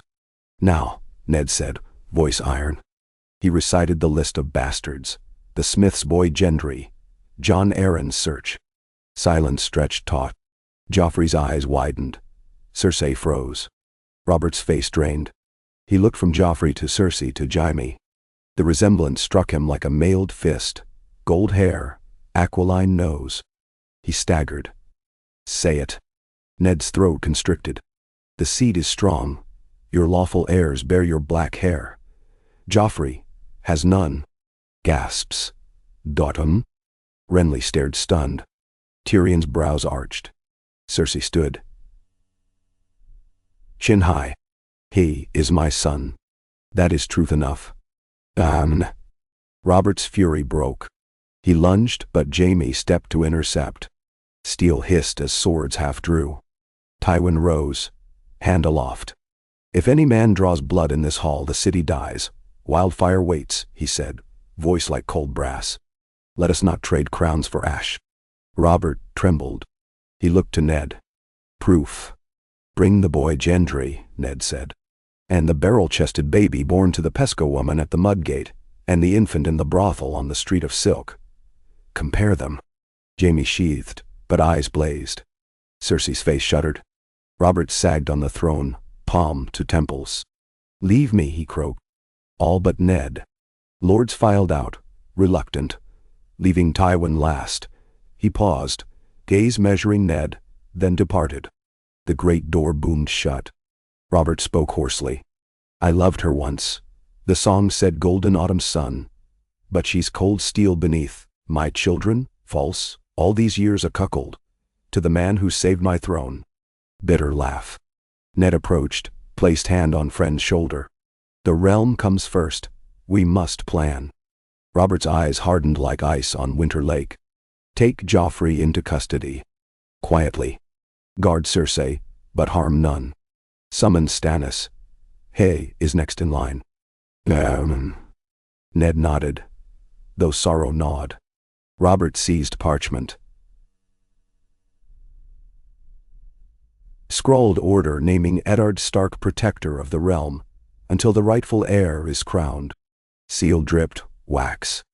Robert pressed ring, then slumped, broken. That evening, Ned sent trusted men to the Tower of the Hand with orders. Secure Joffrey. Tommen, Myrcella and Gentle Ward. Double guards. Dispatch riders to Stannis' fleet requesting immediate counsel. Warn the city watch. He wrote letters to Winterfell, to Lord Hoster Tully, to John Connington across the sea in exile, seeking alliances. But Littlefinger came in the second hour past moonrise, eyes bright. "Chaos climbs, my lord. May I offer the ladder?" Ned faced him weary. "No more riddles." Littlefinger folded arms. "I can sway the city watch. Gold cloaks obey coin, not crowns. Place gold in my hand, and Joffrey will walk docile as a lamb to the Red Keep dungeons." "Done," Ned said. "But no blood." "Of course." Littlefinger's smile showed small white teeth. As dawn-tinged sky rose, Ned sent Sir Jorah Castle to fetch Gendry. He donned mail beneath grey cloak, and, sword ice at back, walked to the courtyard. The shield-throne hall doors stood ajar. Within, robed septons knelt beside Robert on litter, the king's face pale, sweat pearled. Maester Ebrose whispered of bile, old wounds reopening after stress. Robert waved Ned near. Breath shallow, he pressed signet ring into Ned's palm. "Hold the realm," he rasped. "For Lyanna. For me." His hand fell. Eyes closed. A sob burst from Ned's chest, but he forced steady voice. "Rest, my king. I shall not fail." "Then?" Outside, horns blared. The gold cloaks assembled, 2,000 strong, halberds gleaming. Their commander, Janos Slynt, bowed before Ned. Littlefinger winked behind. Ned exhaled. The storm would break now. They marched to Maegor's Holdfast, where Joffrey broke fast with queen and siblings. Ned carried Robert's sealed order. Yet at the gate, red-cloaked guards barred the way. Sir Meryn Trant sneered. "Orders of the queen, my lord hand." Ned produced paper. "By the king's own hand. Stand aside." Trant glanced to the parapet, where Cersei watched, cat's green eyes. She lifted a hand.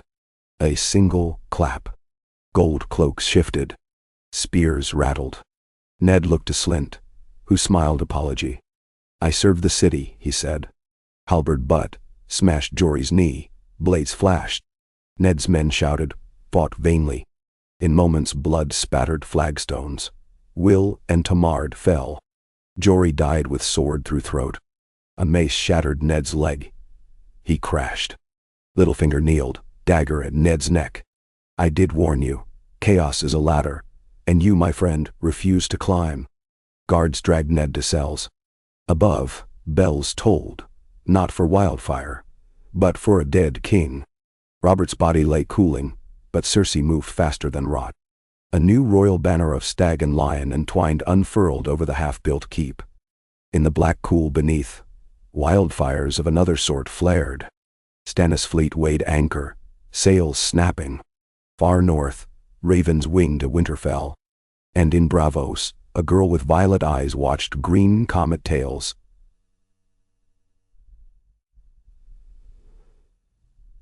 The dark and whispered of home reclaimed in Dragonfire. The city Robert saved now stood upon tinder. Betrayal, grief, and green dream still coiled in tunnels. The Game of Thrones began anew upon foundations of ash, and every player's hand smelt faintly of smoke. Oh, K&E. Iron hinges groaned like beasts awoken in darkness each time the guards opened Ned Stark's cell to thrust in another bowl of water-thick gruel. He no longer rose to collect it. They tipped the dish at the threshold, chuckling as the grayish mush slopped across uneven stone and soaked straw already rank with mildew. The smell of rot clung to everything in the black belly of the red keep. No rushlight burned this far below the foundations, only the sour green shimmer that seeped from cracks where wildfire vapors still bled. Sometimes he pressed his palm to the cold, sweating wall and felt the faintest vibration, a distant ticking that might have been water drumming through forgotten culverts, or some last clockwork egg the pyromancers had hidden, waiting to crack the city's shell once more. That thought should have terrified him, yet lying half-fevered on straw, Ned found only grim comfort in the possibility. If the world above intended to swallow itself in emerald flame, he would already be in the earth for the swallowing. Days or nights. The difference vanished where no sun reached, bulled into one another. He clung to fragments. A rat that dared steal his crust one dusk met his hand instead. He pressed it to the floor until tiny bones snapped, then offered quick prayer before devouring flesh raw for strength. The taste of copper lingered. Fevered dreams brought images of Lyanna beckoning from a bed of blue roses, petals turning to ashes in her hair, of John Aaron sinking beneath jade tides, of Rob standing alone on Winterfell's battlements, while snow began to fall around the boy's unshaven jaw. He forced himself awake by reciting the names of his children: Rob, Sansa, Arya, Bran, Rickon, and then the words of the order Robert had signed. Protector of the realm, the parchment proclaimed, sealed with the stodge-crowned head. Littlefinger had plucked it from Ned's belt as guards wrestled him down. He saw the smear of blood across the wax before darkness closed. Without that writ, his honor lay as broken as his leg, splinted rudely by jailers who laughed while twisting the bones to set. Now and again unfamiliar boots stopped outside, a key rasped, and a shadow leaned through to ask a question whose edge glimmered sharper with each visit. Would you bend the knee to King Joffrey? Would you confess treason? Would you write to the North commanding submission? He answered nothing, though once they placed a goblet to his cracked lips and he drank, thinking it water, but honeyed wine numbed his tongue. Next morning he woke to find parchment on the floor, quill set ready, blank as the vault of night. He ripped it, piece by piece, and fed the scraps to the trickling slime at the wall's base. On what might have been the 20th turn of the hourglass, or the 50th, a different set of steps rang down the stair, sure, measured. A lantern's soft orange halo preceded Jaime Lannister. He dismissed the jailer with a word and crouched just beyond the bars, cloak pooling like pale snow on the stone. His face looked thinner, cheeks hollowed by cares that armor could not keep out. "You've grown gray, Stark," he said, voice too quiet for mockery. "No glass to prove it," Ned murmured. Jaime slid a wineskin between the bars. "Not drugged. I tired of Cersei's toys." Ned drank 2 mouthfuls. Sour Dornish red stung the cracks in his lips. "Why risk coming?" he asked. "Because Wildfire still sleeps," Jaime said, gaze flicking to walls. "Because my sister now holds the match. And because your death serves no one save ashes." He leaned closer, voice barely wind. Tywin's mustering on the Trident. Renly fled south with Lord Loras and half the Stormlands.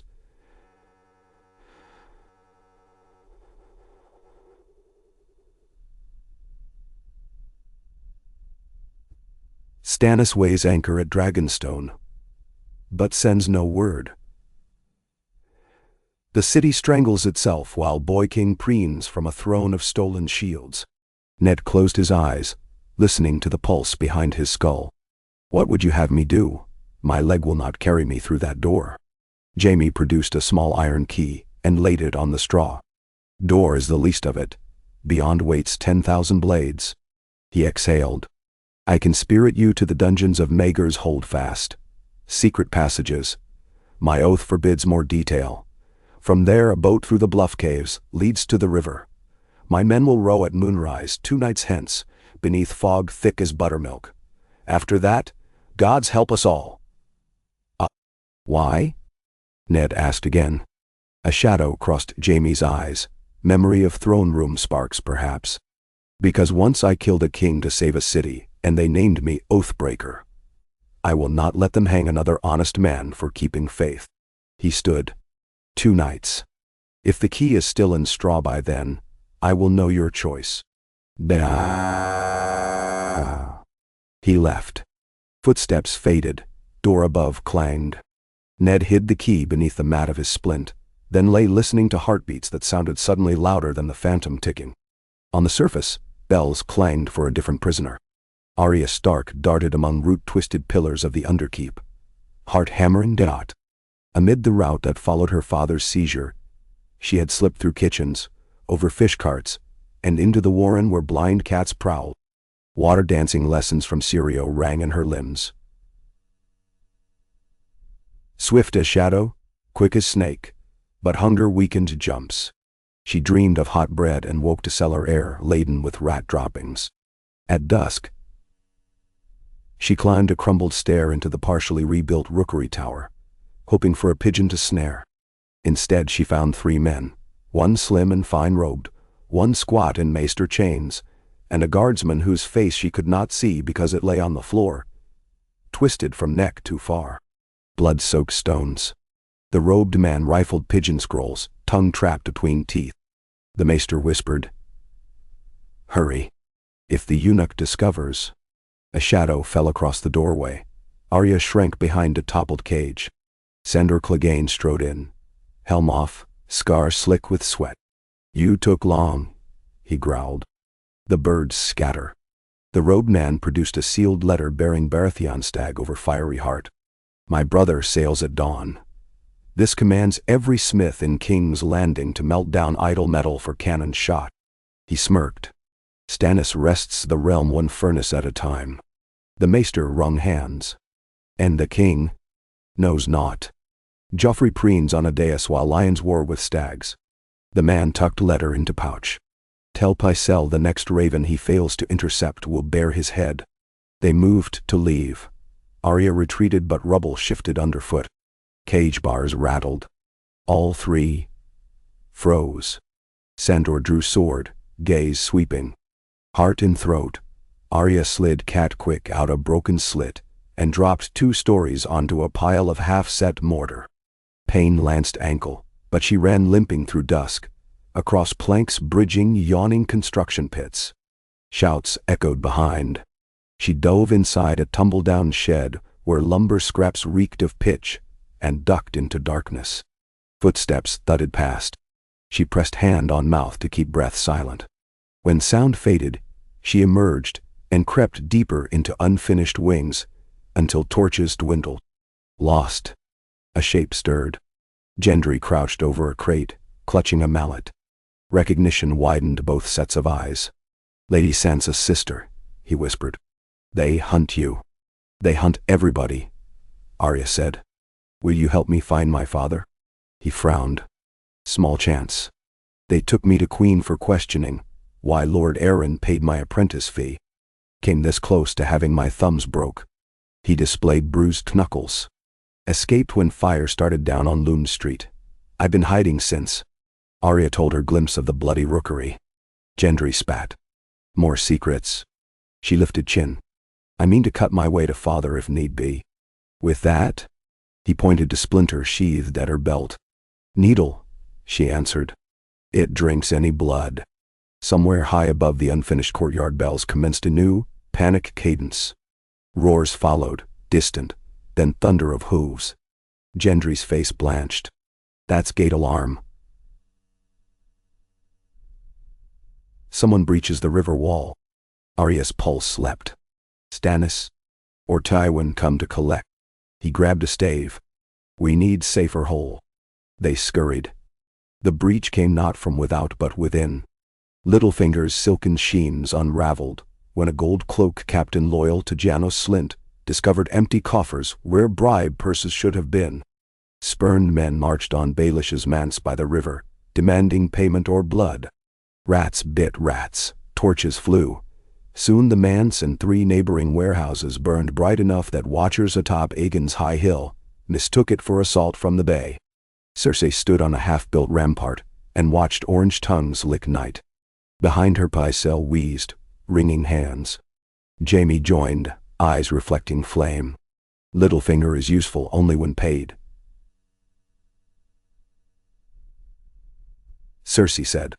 His coin lost in that blaze may buy us a night's peace at least. Jaime eyed her. What peace profits if Stannis drops anchor by dawn? He will not. She produced a parchment. A raven reached Dragonstone before the fire. It carried Robert's last decree, naming you hand in Stark's stead should I request. Jaime blinked. Robert? I saw nothing signed. Signatures are made, removed, made again. She smirked. Stannis thinks Ned Stark still protect her, tries parley. Your gold cloaks answer by catapult if they row close. Jaime's jaw tightened. Lies multiply past counting. Truth bends to will. Cersei's hand found his forearm. Stand with me, brother. Guard Joffrey's crown. When the last wolf and stag lie dead, we too shall rule behind the lion's roar. Damn. Jaime looked toward gutted keep where Wildfire once spewed. In that ruin I slew a king who trusted fire more than men. Her nails dug. Aerys was mad. Are you? No, he whispered. Yet some nights I wonder if madness is only seeing too clearly. She released him. Attend the boy. I must address small council. Jaime lingered after she left, ears ringing with phantom bells. 2 nights, he'd promised Ned. And now chaos mounted faster than ladders. If he freed Stark and Cersei learned. Yet if he did not, Wildfire in her grasp might finish Aerys's work. A lion torn between fire and ice, he thought bitterly, and neither will spare my hide. In the cells, Ned waited. Bootsteps again, but slow, irregular. The jailer who entered carried no torch, only faint wildfire shimmer revealed him. A blade gleamed and cut the guard's throat, almost gently. The killer knelt, slid keys through bars, and entered. She lowered cowl. Yorn of the Night's Watch would not have surprised him more. But the face was lean, sharp-nosed, mouth grim. Eddard recognized Jaqen Har, one of the black-caged recruits he'd glimpsed in Baylor Square months ago, though here his hair was pale copper, eyes 2 colors swirling. A man was sent, he said softly, with courtesy from friends across the narrow sea, who loved the wolf's howl more than the lion's roar. Ned pushed upright. I have key. 2 keys open doors swifter, Jaqen replied, producing another identical to Jameis. Tell this Knight of Lions to sheathe his mercy. The many-faced god collects debts, and time is coin. He hauled Ned to feet, slipped arm around. Follow silent. They stepped over corpse, climbed forgotten spiral scarcely wide for one. Twice they paused as patrols passed. Once they slunk behind wooden scaffold where mortar dripped onto moldy cloth. At last they emerged within vault below Maegor's holdfast, vast as cathedral, filled with pillars gnawed by damp. Fetid water sloshed ankles. Jaime waited, lantern held high. He started at sight of Jaqen, drew half a finger's length of sword. An ally, Ned croaked. Jaime grimaced, resheathed. Every ally another hazard. He tossed Ned a bundle. Breeks, jerkin, boots, plain cloak. No sigils. He proffered a cane. Ned dressed stiffly. Jaqen melted into darkness at opposite side without farewell, perhaps paid his debt. This way, Jaime said, guiding to narrow arch where river stink wafted. A skiff bobbed, 2 Lannister men at oars. Above, a crack showed sliver of stars. Jaime helped Ned aboard, stepped after. Oars dipped soundless into black water that smelled of rust and algae. They glided through passage, torch behind shrinking until night swallowed. Echoes boomed. Ned's thoughts boomed louder. Every stroke carried him farther from daughters, held hostage. From hall where Robert's corpse lay. From vow to hold realm. Guilt gnawed. At exit, the skiff hugged pier pilings below the butcher's bridge. Fog swathed river. A single cresset burned on far bank by potter's sheds. The oarsmen shipped blades, prepared to row downstream. A hiss. Jaime's hand shot up. Halt. Figures crouched along pilings ahead, crossbows aimed. Red gold reflections glinted on helmets, gold cloaks. Trapped. Back. One oarsman whispered, reversed oar. Too late. Bolts thudded. The rower pitched forward, feathered in throat, tipping skiff. Jamie seized Ned, dove overboard. Water swallowed his scream, icy shock. Weight of cloak, dragged. Pain screamed from shattered leg. Jamie's arm clamped Ned's chest, kicking them under hull as bolts peppered surface above. Ned's lungs burned. Jamie hauled him along keel, emerged beyond stern, gulping air quietly. Downstream current tugged. A corpse, second oarsman, floated past. Shouts on docks, lanterns flaring. Jamie pointed to slime-coated ladder rising to abandoned tannery. They clambered out, dripping, teeth chattering. Inside tannery, the stench of urine and lye masked presence. Jamie cut off wet cloak, ripped strips for Ned's leg. We separate. I'll draw them north. You find dock 3 pier south where an Irish cog named Shy Maid unloads at dawn. Show this. He pressed iron coin stamped with roaring lion. The captain owes debt. She sails when tide shifts. Come with, Ned rasped. My place is here, Jamie said. Tell Caitlin she judged too soon, once at least. He slipped into fog. Ned limped across alleys until pain forced rest behind crates. His mind fevered, but instinct guided south toward Fish Market. Twice patrols ran shouting of escaped traitor. Descriptions varied. He kept to shadows. Toward dawn he reached the pier. The cog's crew hauled casks. Salt lanterns swung. He presented coin. Captain, a lean woman with scar to chin, glanced once and jerked thumb. Aboard? Below deck he collapsed among hemp sacks. For first time since cell, he slept dreamless. Jamie returned sodden to secret stair, only to find Joffrey enthroned in council chamber. Cersei pacing. Tywin freshly arrived in travel cloak, stained by road dust. A blood-spattered gold cloak, Captain knelt. Your Grace. The traitor slipped net. But we slew accomplices. Slint stammered. Bodies washed away. Cersei demanded full curfew. Tywin eyed Jamie, wet hair clinging, eyes red. Where have you ridden? River patrol, Jamie replied. To gauge Stannis' blockade. Stannis? Cersei snapped. His ships hold beyond the cape, not river. Jamie shrugged. Fog deceives. Tywin studied him long, then faced council. We tighten gate watch. Every northern man still inside walls is hostage. We stake them before Mud Gate. Stag and Wolf will think twice before assault. Now. Jamie's gut clenched. Cersei nodded approval. Pycelle coughed. Lion cages provoke howls, my lord. Tywin's gaze colder than north wind. Howls matter little when we hold cubs. Jamie pictured Sansa in Maiden's Tower, Arya missing, Bran in Winterfell still crippled. He imagined Tywin's scaffold beneath Mudgate and felt bile. That night he paced ramparts until shadow detached from Crenel. Very sturdy. The song grows discordant. The eunuch sighed. Your father conducts with a whip. Jamie grunted. You lost your pet wolf. Indeed. Now lions chase him. Varys eyed damp stones. One more jar of wildfire sits beneath Old Wind Street, cracked and leaching vapor. If banners clash, spark may find it. Have you told the queen? I whisper. She dismisses. Varys' smile fluttered. Perhaps a Kingslayer recalls what flame can do. Jamie's jaw clenched. What end to playing both sides? Yet, if city burned, all games ended. He stalked off to muster retainers loyal more to him than father, assigning night patrols in Ruin Belt where jars seep. He dredged barrels of river water, stationed crews with soaked blankets. Piece by piece, he tried to hold Hellmouth shut. The Shy Maid hoisted canvas before sunrise, slipping past boom chain when harbor masters bickered over bribes. Ned woke to gull cries and bittersweet ache of freedom. Captain Tyanna handed him crust and salt herring. Lion's piece buys passage to Gulltown. After that, new coin. He nodded. Gulltown is all I ask. Sun climbed, burning fog off water. Astern.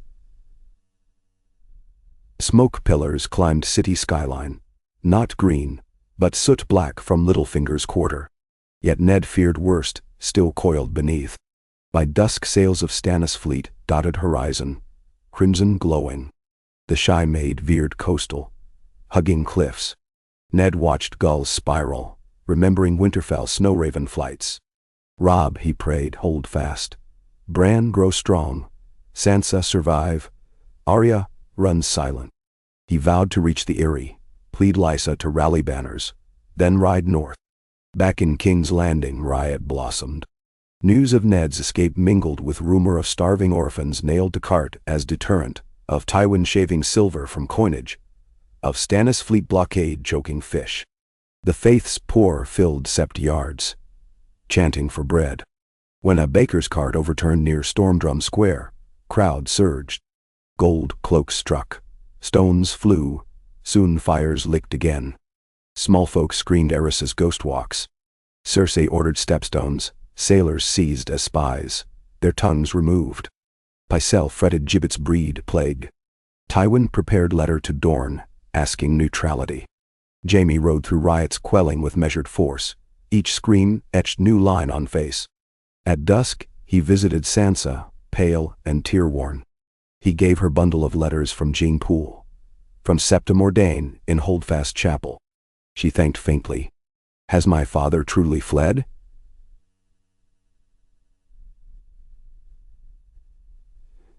She asked. None can say, Jaime answered. He may write soon. Guilt bit. He left before she saw. A week passed. On the Trident, River Run banners rallied. Cat Stark had caught Sir Jaime's scouts on her land. Rumor said hostages taken, others slain. Tywin ordered siege lines drawn. Jaime requested parley. Father refused. Thus Lion Cub found himself bound westward, leading vanguard to Riverlands, while Wildfire threat still writhed behind. He left King's Landing with heart like stone in water, sinking but unmoved. The night before March, he stole to cellar beneath Wind Street. His patrol had kept Jar cool, yet fissure widened. Emerald wisps shimmered in lantern glow. He knelt, pried a plug of clay loose. Inside, bronze heated faint. Clockwork gone. Removed by unknown hand perhaps, leaving volatile brew without trigger, but still deadly if jar broke. He set fresh clay, wrapped cask in damp leather, stationed 3 men to guard. He could do no more. Rising, he muttered, Hold. Whether to Wildfire or to Realm, even he knew not. Gulltown Harbor smelled of tar and pine resin. Ned disembarked, disguised as traveling steward. He limped streets lined with fishmongers until knights of the Eyrie recognized him beneath hood. Men sworn to house Aaron, now uncertain. He showed ring of protector. Though Robert dead, they bowed. Within 12 hours, Nestor Royce escorted him through stone-ribbed tunnels, where Mountain Gate wound upward. Climbing 7 towers on shattered leg near killed him, but Maester Coleman's draught eased pain. Lysa met him in bronze-glass hall of the Eyrie, Robinsickle perched beside. Her face pinched harder than frost. You bring war to my sky, she hissed. I bring truth, Ned said. Joffrey's claim false, Stannis rightful, but Tywin's lions hold throne by blood and fear. I ask the Vale join Stannis and Riverlands, strike south before Wildfire devours them all. She clutched Robin. My son will not leave sky walls. The Vale fought Robert's war already. Ned stepped closer. John Arryn died for truth. You owe his memory action. Tears sprang but hardened. She turned away. Leave me. That night Ned wrote ravens to Robb, to Stannis, to the Blackfish commanding river roads. The wolf still lived and called banners. 2 mornings later, Vale knights escorted him over High Pass to meet his bannermen gathering near Bloody Gate. Catelyn rode first, gray cloak wild, eyes wet. They embraced. Robb, taller now, led column of Northmen who cheered father's face. Bran clung to Hodor's back. Rickon waved Shaggy Dog's tail. For a moment, winter broke into thaw. But grief followed. They spoke of Sansa hostage, Arya missing, Riverlands burning, Jaime marching. Plans formed. Send envoys to Stannis. Unite North and Vale. Strike Lannister host while South still fractured. Maester Luwin read sky messages. A green comet growing brighter nightly, trailing smoke like dragon breath. Portent, old men muttered. Perhaps so. In King's Landing, the comet first appeared above, shattered sept, bathing broken stones green. Children fled wailing. Priests proclaimed divine judgment. Cersei climbed tower with Joffrey to witness.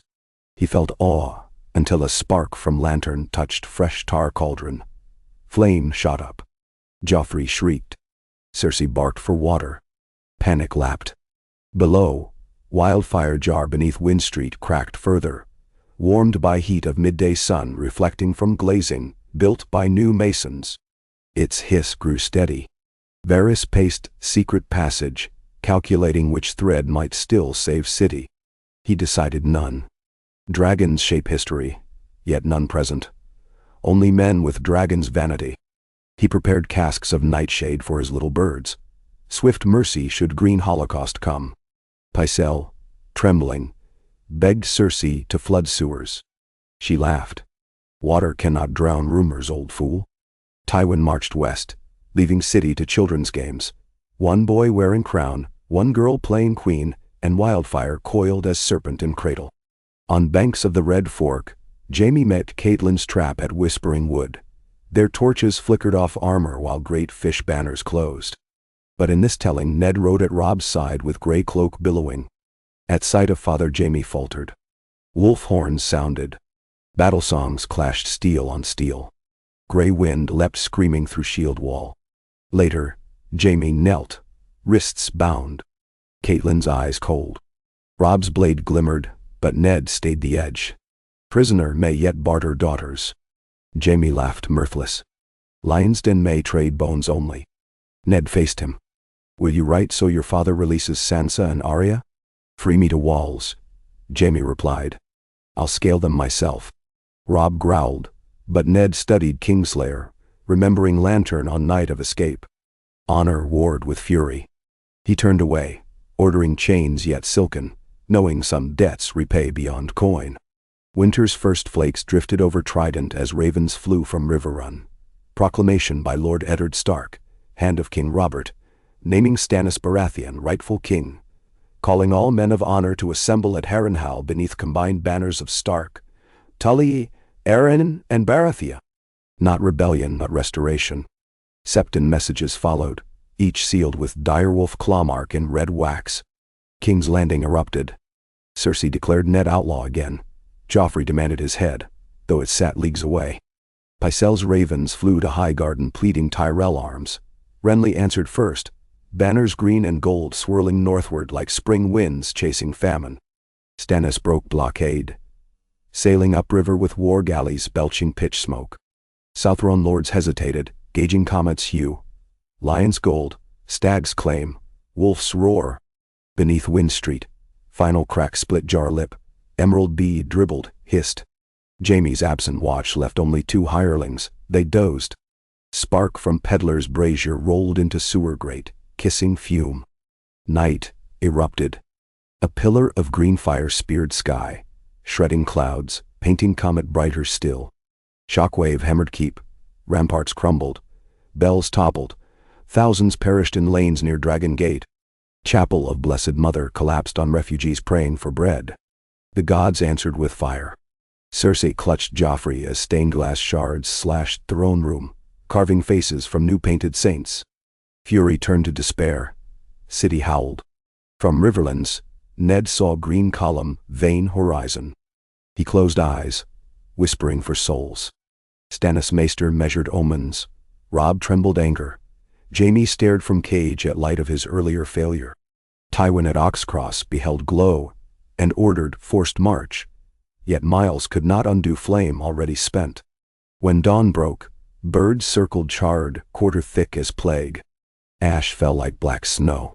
King's Landing, half rebuilt, lay crippled anew. And still 3 jars, by counting, remained unaccounted. Maybe none, maybe more, no ledger certain. In ruined council chamber, Cersei turned on Varys, Pycelle. Slint.I. Find more wildfire, drown it, or you burn in its stead. Her voice cracked. But gold cloaks deserted gateposts to scavenge bread. Small folk shrieked curse of mad king reborn. Stannis' galleys hove within sight, banners rippling fiery heart. That evening Ned's host reached Harrenhal's weed-choked moats. Smoke from south tinted twilight. Around him banners of trout, falcon, sunburst mingled. Men whispered that lions consumed by their own flame. That queen, now devil. Yet he knew victory not so near. Desperate beasts fight fiercest. He convened war council beneath shattered towers, still chill from centuries of ghost fire. Stannis entered, jaw set. Renly arrived unlooked for. Smiling uncertain, Tyrell knights behind. Brothers eyed one another, swords twitched. Ned stepped between, drew ice, point down. No more wildfire, he said. No more brothers' war. The realm hangs by burnt thread. We forge one blade or shatter. Silence spiraled. Snowflake drifted through gap in roof, melting on steel. Renly sighed first. Storm's end taught me walls cannot stand without mortar. I will kneel, if Stannis shares bread with starving once crown rests. Stannis' eyes softened maybe an inch, so long as knees stay bent when winter bites. They clasped hands. Cheers echoed among stained stones. Ned turned to Maester's drafting treaty. River lends Tully shield to hold west. Vale Arryn lance to strike crownlands. North breaker of sieges, reach granary Stormland's fleet. One realm, bound by truth, sealed in green flames lesson. Yet to claim throne they must take city before Tuin. And before last dragon's breath scoured all. Weeks of marching, skirmishing, negotiating passed. As winter advanced early, columns converged on Blackwater fields, host of 50,000 under Direwolf and Fiery Heart. Across river, jagged skylines still smoldered, towers scaffolded again. Inside, Cersei arrayed dwindled forces, pressed every alchemist to create jars anew, though guild broken. Pycelle brewed Greek fire substitute, many blew themselves apart. But 3 workable casks filled, chained to barges hidden upriver.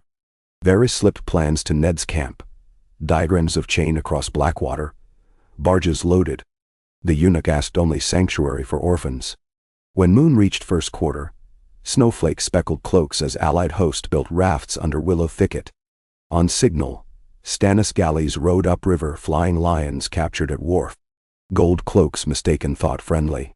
At chain, hidden divers clove lifts, galleys surged through, ramming barges. Alchemist flames flashed orange, not green, imperfect mix sputtering.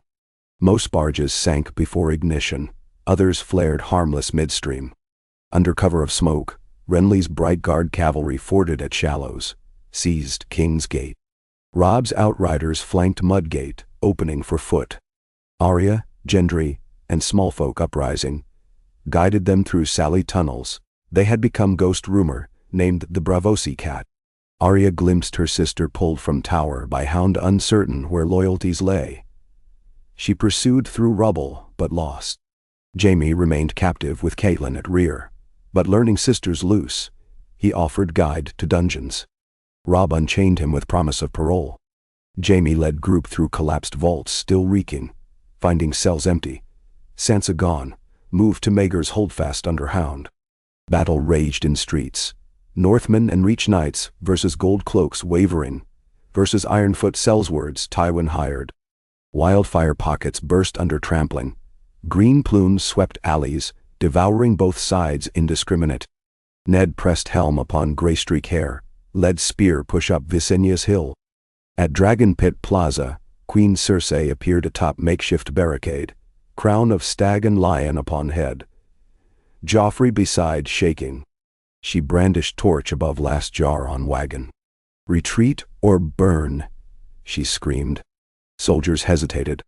Arrow from somewhere nicked her arm, torch wavered.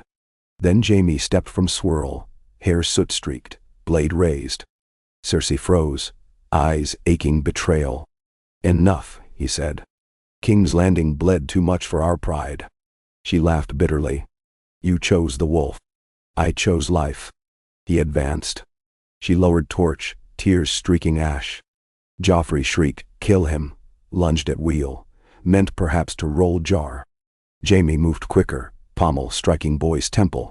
Cersei caught Joffrey's fall. Sobbing. Ned signaled archers drop bows. He limped forward, spear butt as cane. Cersei rose slowly, crown askew. End it then. Take throne. But no lion's bite in dying. She traced cheek of unconscious son. Ned's voice carried.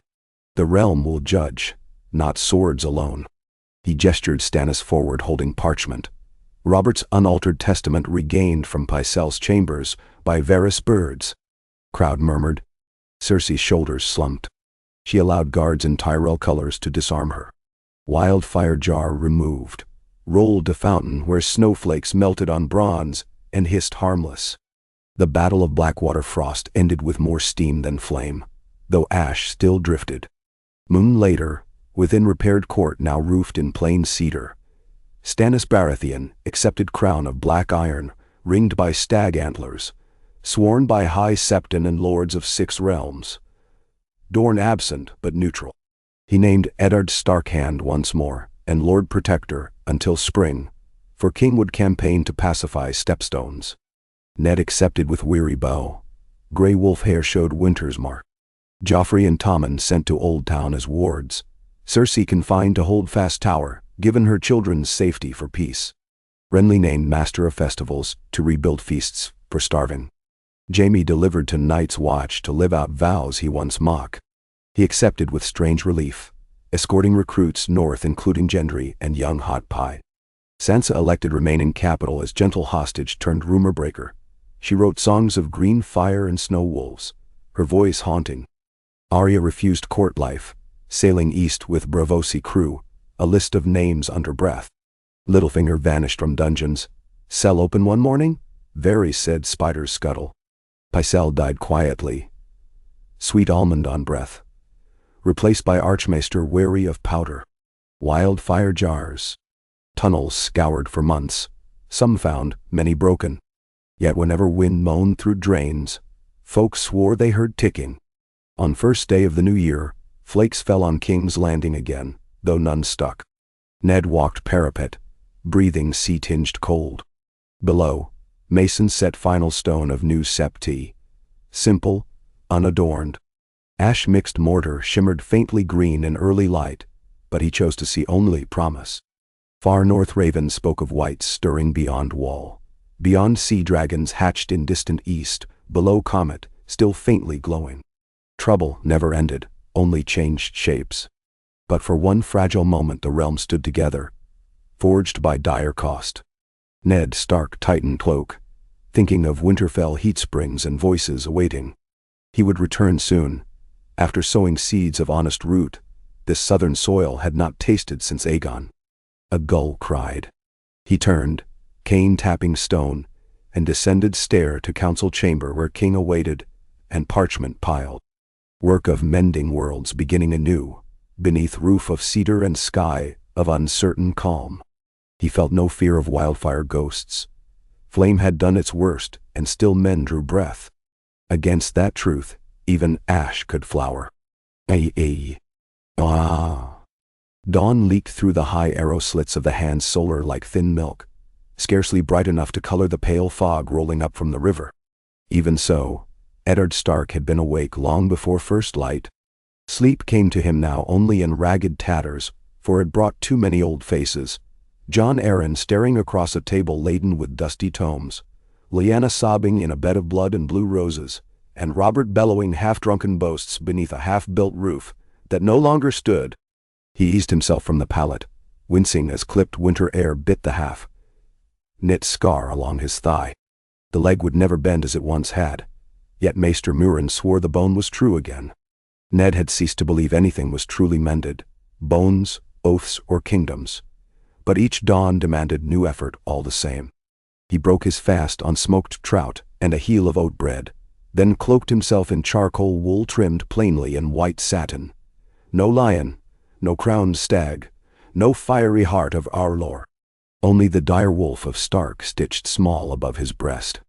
On his hip swung a longsword of castle-forged Valyrian-look steel, lighter than ice, yet meant to remind all he passed that the hand of the king still bore a blade. In the corridor outside, Lord Davos Seaworth waited with a half-folded parchment, clutched in his weathered hands. Davos had never learned the trick of warming his palms in winter. The fingers taught men to hide what mattered. "Your Grace would see you in the Hall of Faces," Davos said by way of greeting. He corrected quickly.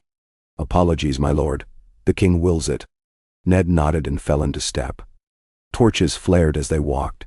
New brass brackets mounted beneath beams still smelling of resin and fresh pitch. Reconstruction advanced by layers. A stone wall here, an archway there. But so much remained a skeleton that the Red Keep felt half ghost, half hatchling. "How fares Shireen?" Ned asked, not from courtesy alone. "Reading, as ever." Davos' smile flashed gap-tooth. "She named each of her green cats last night, one after every star in the Maiden's Veil. I never knew there were so many." "Nor did I." Ned reached to clasp Davos' shoulder. "Thank her for the raven she sent Bran." He woke, grinning. "Nemden Chow." They rounded a corner and descended a shallow stair to the lowest completed wing of the keep. The Hall of Faces had been carved from a windowless storage court that had miraculously survived both Aerys's first wildfire caches and Cersei's latest conflagration. Stannis favored its grim hush. The smoke-blackened statues of the Seven still stood, though the mother's face was half melted. A chill lingered in the chamber, even when braziers burned bright. Stannis waited before the pewter map table brought from Dragonstone, his new black iron crown resting on the wood's edge, as if he must remind himself to wear it. Men said the crown's points were hammered from the nails hedge dates used to seal the linchpin of Robert's coffin. Maester Pylos insisted the tale was nonsense. Ned suspected Stannis allowed rumor to stand, a silent rebuke to those who still questioned his right. "Dorne moves," the king began without greeting. "They mass spears at Vaith and God's grace." Ned accepted the parchment Davos handed him. Prince Doran swore neutrality. Stannis' jaw tightened. "I swore before the Seven never to see my brother wronged. Oaths bend." "You would strike first?" Ned asked. "I will not fight a war on two fronts. If the snakes bear fangs, we cut them before they coil." Ned studied the figures. The Dornish host numbered perhaps 8,000. Too few to challenge the realm by themselves, yet enough to burn the Reach again. If Tyrell supplies failed, the hungry streets of King's Landing would ignite more fiercely than Wildfire ever had. "We might send Edric Dane south," Davos suggested.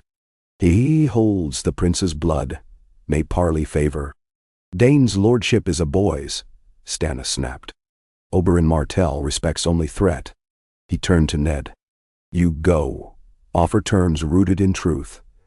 Remind Doran who set the city alight twice in a generation. Dragons then lions, and who quenches it now. Should he hold, Dorne will seat at my council. Should he march, I ride south with every sword in the Crown lands." Ned suppressed a sigh. "My place is here. Your place is wherever the realm needs steel spines." Stannis tapped the map hard. "South, or the wall falls north. The Vale alone cannot answer both." "Men?" The reference to his homeland stung. Robb commanded the Trident garrisons. Catelyn rode the army's tail, coaxing riverlords back into plowfields. Bran sat Lord and Lesson at Winterfell, while Rickon chased wolves among the Godswoods. Ned longed for them more keenly than summer sun, but duty had never once asked where his heart preferred to be. "You will ride at dawn," Stannis finished. "Sir Davos joins. Choose any 50 men you trust." Davos bowed. Ned inclined his head, though his mind raced ahead. Sansa still an honored hostage. Jaime's pledged to barter her in exchange for freedom dangled unresolved. Arya vanished eastward. Wildfire jars still numbered uncertain beneath cracked streets. Now Dorne threatened the base of the realm like rot in a tree's root. He felt the terrible weight of one more length of chain on a ship already foundering. After the audience, he climbed the long stair back to his tower, leg aching with each step. In the corridor outside his chamber, a boy in Night's Watch blacks waited. Rangy, with sandy hair, and eyes too earnest for King's Landing. "Ranger Hayseed," Ned greeted. The brother flushed. He had meant to call himself Sir Rowan before city tongues warped it. "A message by Raven from the wall, my lord," tied him. Ned untied the waxed scroll. Jor Mormon's cramped letters spoke of 3 more ranging parties lost east of the Frostfangs and of whites walking beneath the aurora bright as wildfire, though cold instead of green. The old bear begged new men, new steel, and new fire. "If only I could cleave myself in halves," Ned muttered. The brother heard and tried a smile. Ned pressed a copper moon into his palm and bid him warm himself at the kitchens. Inside his solar, Maester Murren leaned over a walnut coffer, sealing travel pouches with his wax. "You knew," Ned accused gently. "The king sent runner before dawn." Murren pushed parchment stack his way. "Letters prepared. To River Run, Gull Town, and White Harbor. We keep ravens busy at least." Ned sank to the bench. "Is it war again so soon?" "Perhaps only brinksmanship." The maester's thin lips twitched. "If you recall, brinksmanship held the wall for 8,000 years. He remembered Brandon the Builder's tales told by old Nan, of kings who rattled swords so fiercely that real war never dared step forward. Could Doran Martell be just another rattler? Ned prayed so. He signed the letters, packed spare clothes, and strapped the lighter sword across knapsack. At midday he limped to the yard where Davos waited with fresh mounts and 50 riders in truer discipline than any royal guard. They rode out by the Dragon Gate, where melted stones still bore black streaks from the latest wildfire surge. Streets glimmered under frost. Shopkeepers kept buckets at doors like talismans. Small folk watched the Hands party pass with wary hope, though some spat whenever the king's new banner fluttered. Baratheon-crowned stag quartered with the fiery heart. Spitting cost them nothing. Bread might soon cost them everything. By dusk they reached the ruins of Awaz Horn on the Roseratid and made camp among tumbled stones. And there, under a sky streaked by the comet's last tail, Ned found sleep again. He dreamed he stood in a snow-choked clearing beside a weirwood older than age. Its red leaves whispered a name he'd nearly forgotten, Jon Snow. And when he tried to answer, the world shook apart into white roar. Far to the east, on decks of the cog Dawn's Grace, Arya Stark watched the same comet blaze green as shattered glass. Salt spray stung her face, mixing with tears she refused to own.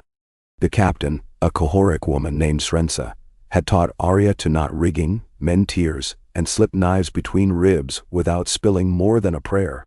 Better teachers than Sirio, perhaps. Srensa never called her cat, only girl in a voice like wind through rigging. Tonight Srensa pointed at the stars. "See that belt? Fist of the warrior. Follow it 3 spans and you come to the stranger's dance. We all danced there one day." Arya said nothing. The memory of Joffrey's sneer haunted her, the scent of her father's cell, and Sansa, glassy-eyed behind Queen's clothing. She touched Needle's hilt beneath her cloak. Srensa watched the motion, then offered a clay jug of pale harbor rum. "Drink," she said. "Tomorrow we dock at Bravos. Beyond lies colder waters, and tasks that pay poorly but bleed true." Arya drank and coughed, tears streaking anew, but the warmth that spread down her throat felt more like courage than fire. Jaime Lannister stared across the frost-rimmed top of the wall and wondered if history would note how loud a man's piss hissed in air colder than the maiden's mercy. Marble-pale dawn painted the haunted forest in streaks of rose, nothing living between tree trunks but the lazy breath of his own exhale. Jon Snow. No, Lord Commander Snow now, 7 and 10, and uncanny as a crow made flesh, stood beside him, gloved hands resting on the hilt of Longclaw. "The letter said nothing of piss," Jaime muttered. Jon did not turn. "An honest invitation would never have brought you so far." "And a forged one?" "Forged." Jon's mouth quirked. "Did I say forged?" Jaime snorted, but his breath fogged. "Your couriers delivered the message to River Run, where Stark men kept me bound in irons. It bore Stannis' own sigil, summoning me to testify before the Night's Watch about the madness of another king." "Was that a lie?" Jon's eyes glittered gray-black in dim light. "Not a lie, a test." "Oh, whether your oath matters." Jon turned now, hair whipping in wind. "You could have fled west into the Neck, or north to Skagos. Instead you came. I see a man fewer than I feared." Jaime laughed harsh. "Or stupider. Or honorable," Jon said quietly. There's room in black for many kinds. Far below a horn boomed, once twice, dragging their thoughts to grimmer business. The rangers who had vanished into the frost fangs marched from the trees at last, gaunt but alive, dragging something behind, a corpse so frozen it glimmered like hoarfrost. Joan's hand tightened on Longclaw. If honor will not bind the South, perhaps fear will. The Lord Commander looked to Jaime. You knew Wildfire's face better than any. Imagine flame, older than gods, cold as death. That is what walks tonight. Then? Jaime followed him down the stairs, feeling the tower stones creak beneath boots. When the body lay in Castle Black's yard, blue lights flickering behind its lids, Jaime's sword left its scabbard before reason spoke. He slashed twice, severing head and arm. Still the ruinous thing crawled, fingers clawing for his gorget. Only when Jon plunged dragonglass dagger through its chest did the creature shrivel into black dust. They burned the dust all the same. Snowflakes hissed in flame. You will return to King's Landing with this tale, Jon said. Tell them White Walkers do not fear crowns. Tip. Jaime wiped soot from his cheek. They will call me liar. Then bring proof. Jon pointed to the daggers, dark as volcanic glass. My smiths forge more each day. Carry them. Convince your father and your queen that summer ended. Jaime sheathed a sword. My queen sits in a cell. My father sits astride the trident. Then speak to the one man they both once feared. Joan's expression never changed. Eddard Stark is again hand. Ice chipped at Jaime's composure. Honor's price extended cold fingers far. If I ride, will you trust me back? Jon offered hand. Night gathers. I need every sword, even lions. Jaime clasped wrist. In that grip he felt weight of all debts yet unpaid. South of Dorne's desert fringe, sandstorm clouds stacked thick as castle walls. Ned Stark and Davos Seaworth rode wrapped in scarves, soaked against dust, eyes slitted. Their escort flagged behind across dunes. Every horizon wavered in heat. At Vaith they found Prince Doran resting beneath pale silk pavilion. Gout-swollen foot cushioned on red sand. Beside him sat Oberyn Martell, lean as a whip, smile sharp as viper fang. Behind the brothers stood Arianne, black eyes cool, hair coiled with copper rings. Ned bowed, introduced Davos. The parley began with water. Then Oberyn demanded to see the famed northern greatsword. Ned spoke of ice, melted in the capital long ago. The prince gave a theatrical sigh. Pity. I meant to taste its chill. Ned kept voice even. Peace may yet offer no blood to taste. Doran's fingers drummed. Peace rests on the bones of my sister Elia, he said. Twice Westeros has broken trust with Dorne. Twice my house was asked to kneel. Why bow third time? Dan? Because the wind blows colder than dragonfire. Ned told of whites, of frozen horrors, of ravens pleading from the wall. He spoke of wildfire erupting again, of children starved in Flea Bottom. He offered grain trade through the Boneway exempt from crown tariffs, Dornish heirs recognized in Great Council, and a seat for Oberyn as master of laws, so long as spears lowered and ships provisioned the watch. Oberyn tilted his head. Trade, titles, and old ghosts. And no. Create new ghosts, Davos said, and the living will envy them. Silence stretched until dune wind rattled pavilion. Arianne bent to whisper in her father's ear. Doran nodded, then fixed Ned with weary eyes.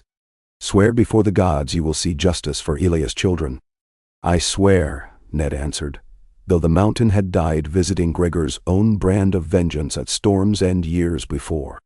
Justice beyond death was dust, but promises built trust. Doran lifted hand. Dorne stands with the realm. The viper hunts the lion, but not before the winter wolf calls. Then? Oberyn's grin widened. Let us prick other prey first. Ned had exhaled, sudden weight easing. Davos clapped palm to chest. The hand wrote the accord that night, sealed by 3 suns and 3 moons. 2 mornings later, the Dornish host turned west, not north, toward the Reach to secure food routes, not warpaths. And Ned Stark set his party on the long ride back through Red Mountains. The pass was serpentine, cut by torrents in spring. Frost glittered in shaded bends. Atop one ridge Ned reined in to gaze north. Heart pulsing.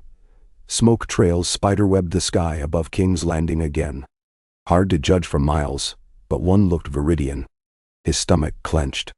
"Ride," he told Davos. And they did, spurring horses into gallop that would break hooves to keep oath. King's Landing burned for the third time when the hand returned. This blaze at least was no wildfire, red flames from warehouses along the riverfront, torched by thieves' brotherhood in protest of grain rations. But one blaze had licked an old storm drain, seeping into forgotten channels. The green tongue Ned had glimpsed petered out before reaching a jar. Luck or mercy? He found Stannis in the tower yard, sword still sheathed, eyes incandescent with fury. "Traitors chew city like locusts." "Traitors starve," Ned said. "Open the Dornish route." Stannis blinked, then barked rough laugh. "You won them?" "Enough." Ned threw the signed accord into the king's chest. "But coin must pave Boneway tomorrow, else this peace burns." Stannis turned to Davos. "See to it. Empty my treasury if you must." Davos bowed, already half running. In the week that followed, Dornish oranges appeared in the markets next to Taroshi wheat, and riot lines shrank. Still, watchers reported lion banners on the march east of Rushing Falls. Tywin Lannister had captured Harrenhal in Ned's absence. Jaime's cage stood empty. Ravens from River Run said the Kingslayer was seen riding north with 2 black-clad escorts and a dwarf in tow. Puzzling news, Tyrion Lannister had also vanished from Father's camp, according to scouts.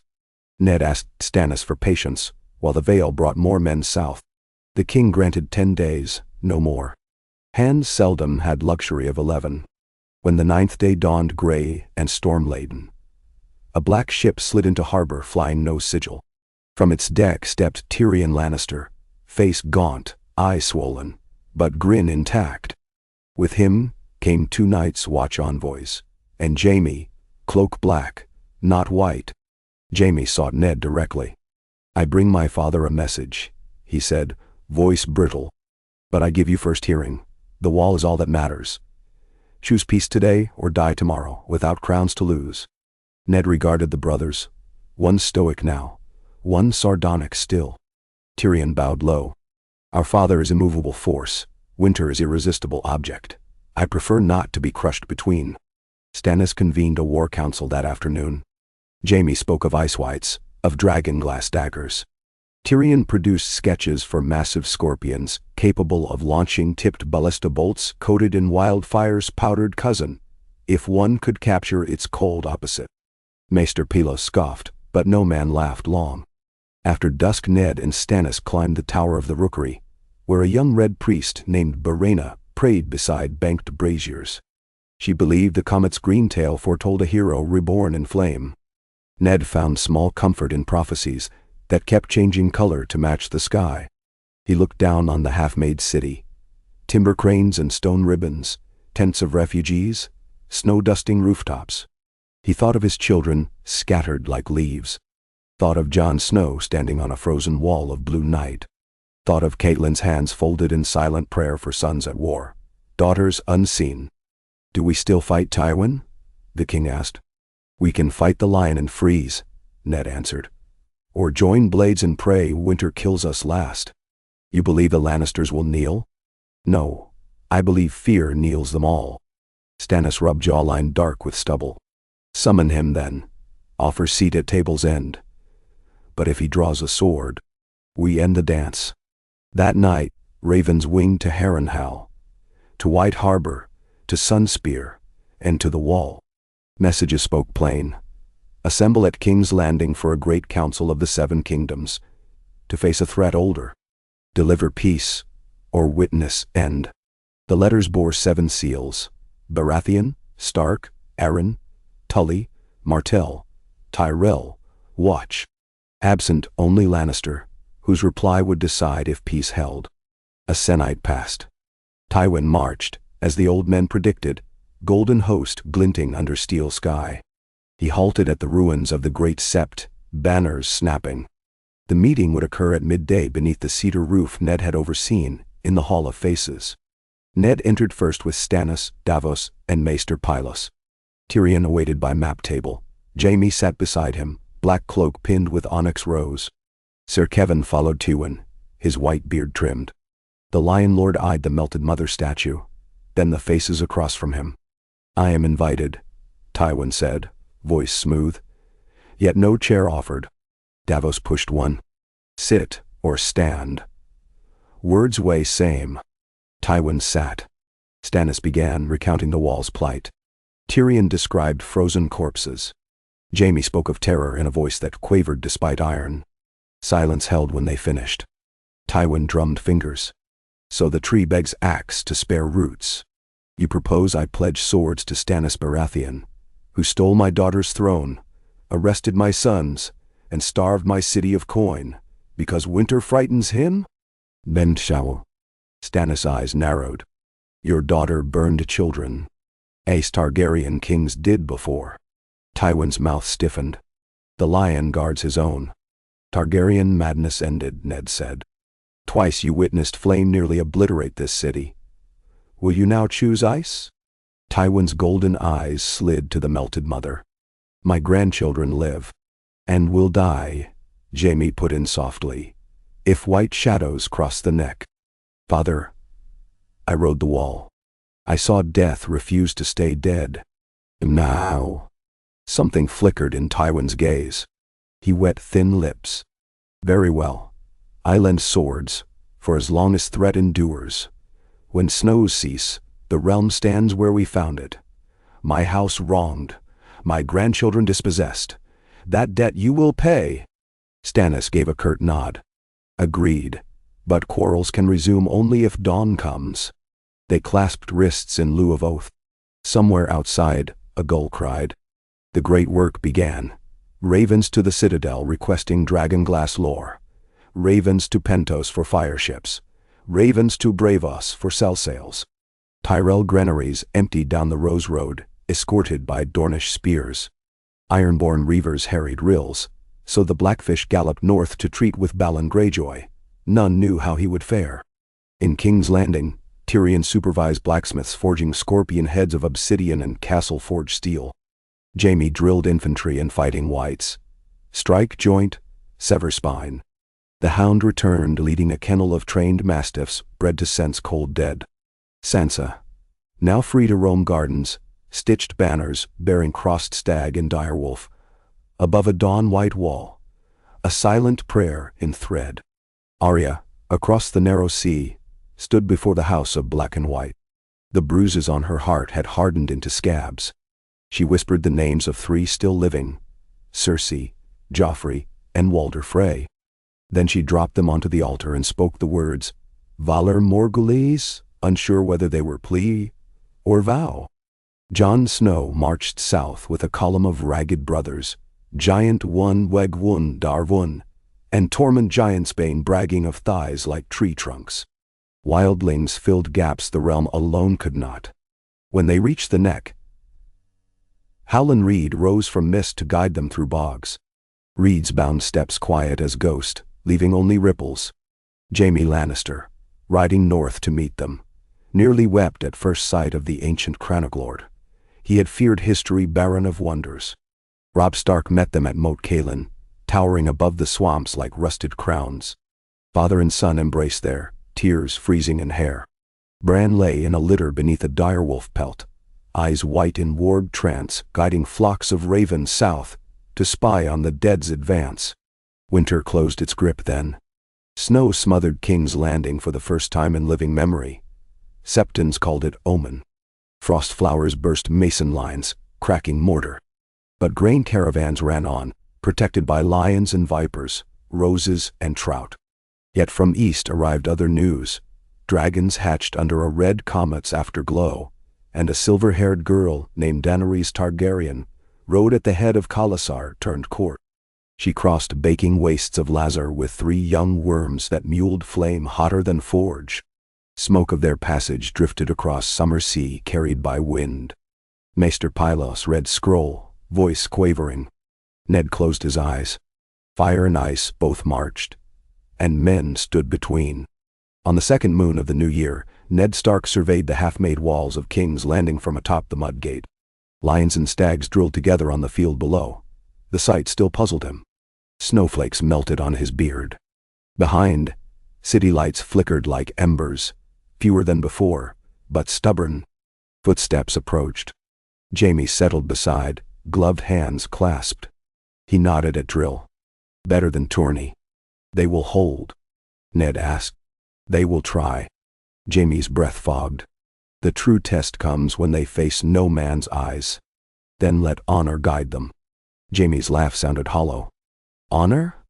Ned turned to him fully. I once told Robert there was a sweet girl beneath your sister's shell. I held same hope for the Kingslayer. A girl? Gods, I hope not. Jaime leaned on parapet. I freed you because city deserved chance. Do not waste it. I scarce know how to spend it, Ned said. But I know cost if we hoard. He extended hand. Winter is here. Jaime regarded the glove a moment, then clasped it. Winter is here. Down the hill horns blew thrice. The sound that meant foes beyond humanity's reckon. North wind carried it faint but sure. Jaime's spine tingled. Ned closed eyes, hearing Joan's ravens shriek from 1,000 leagues. Ride, Ned said. At dawn, black breath poured across snowy plain north of King's Landing. An army armored in ice, eyes glowing sapphire, countless as forest leaves. Whites of kings and cows marched beneath towering figures on dead steeds, each bearing spear of chill crystal. At their center rode a knight, king tall as Hodor, crown of ice spikes fused to pale flesh. Where they passed, grass withered to hoarfrost. On the city walls, archers readied obsidian arrows. Ziga engines stretched. Tyrion scurried along parapets, barking angles. Tyrell sappers ignited ditches of pitch, blended with Osha's wild hemp. Blue smoke reeked like devil's breath. Ned stood above the gate of the gods, Stannis at his side, the standard of 7 kingdoms behind them. A white wall encircled by direwolf, stag, trout, rose, sunspear, and lion. The Night King halted out of bowshot, ice crown glittering moonpale even beneath cloud. Ned remembered the weirwood's whisper. He drew lighter sword and raised it high, voice carrying across silent snows. Stand. By earth and sky, by fire and blood, by the old gods and the new, we deny you. Manoa. No words answered, but a sound like glaciers shearing off cliffs, grinding, ancient. The host advanced, silent death. Fire arrows streaked, pitch ditches roared. Yet whites marched through flame as if warm soot. Wedges of lions and roses charged out the mudgate to flank. Spears shattered on flesh already broken. Dogs barked madly, biting ankles of dead men who felt nothing. On the King's Gate ramp, Jaime swung dragonglass-tipped spear, felling corpses reanimated from flea-bottom graves. Behind him, Tyrion cursed density of skulls, shouting for new bolts. Davos led river sailors along quays, launching barrels of wildfire-laced oil into the water where whites tried to ford. Green fire whirled across black surface tempestuously. Still, more came. Then horns echoed from the north road. A tide of black cloaks swept downhill, flanked by shaggy freefolk. Giants bellowed, swinging tree trunks spiked with obsidian. Jon Snow rode at the front, astride a great elk, white cloak streaming. At his side thundered Robb on gray stallion. The brothers crashed into White's flank like avalanche. Ned saw his sons meet for first time in years, swords glinting same fierce light. Pride near blinded him. The Night King's helm turned. He raised hand. A wave of cold rolled over the field, snuffing flame. Even wildfire dimmed briefly.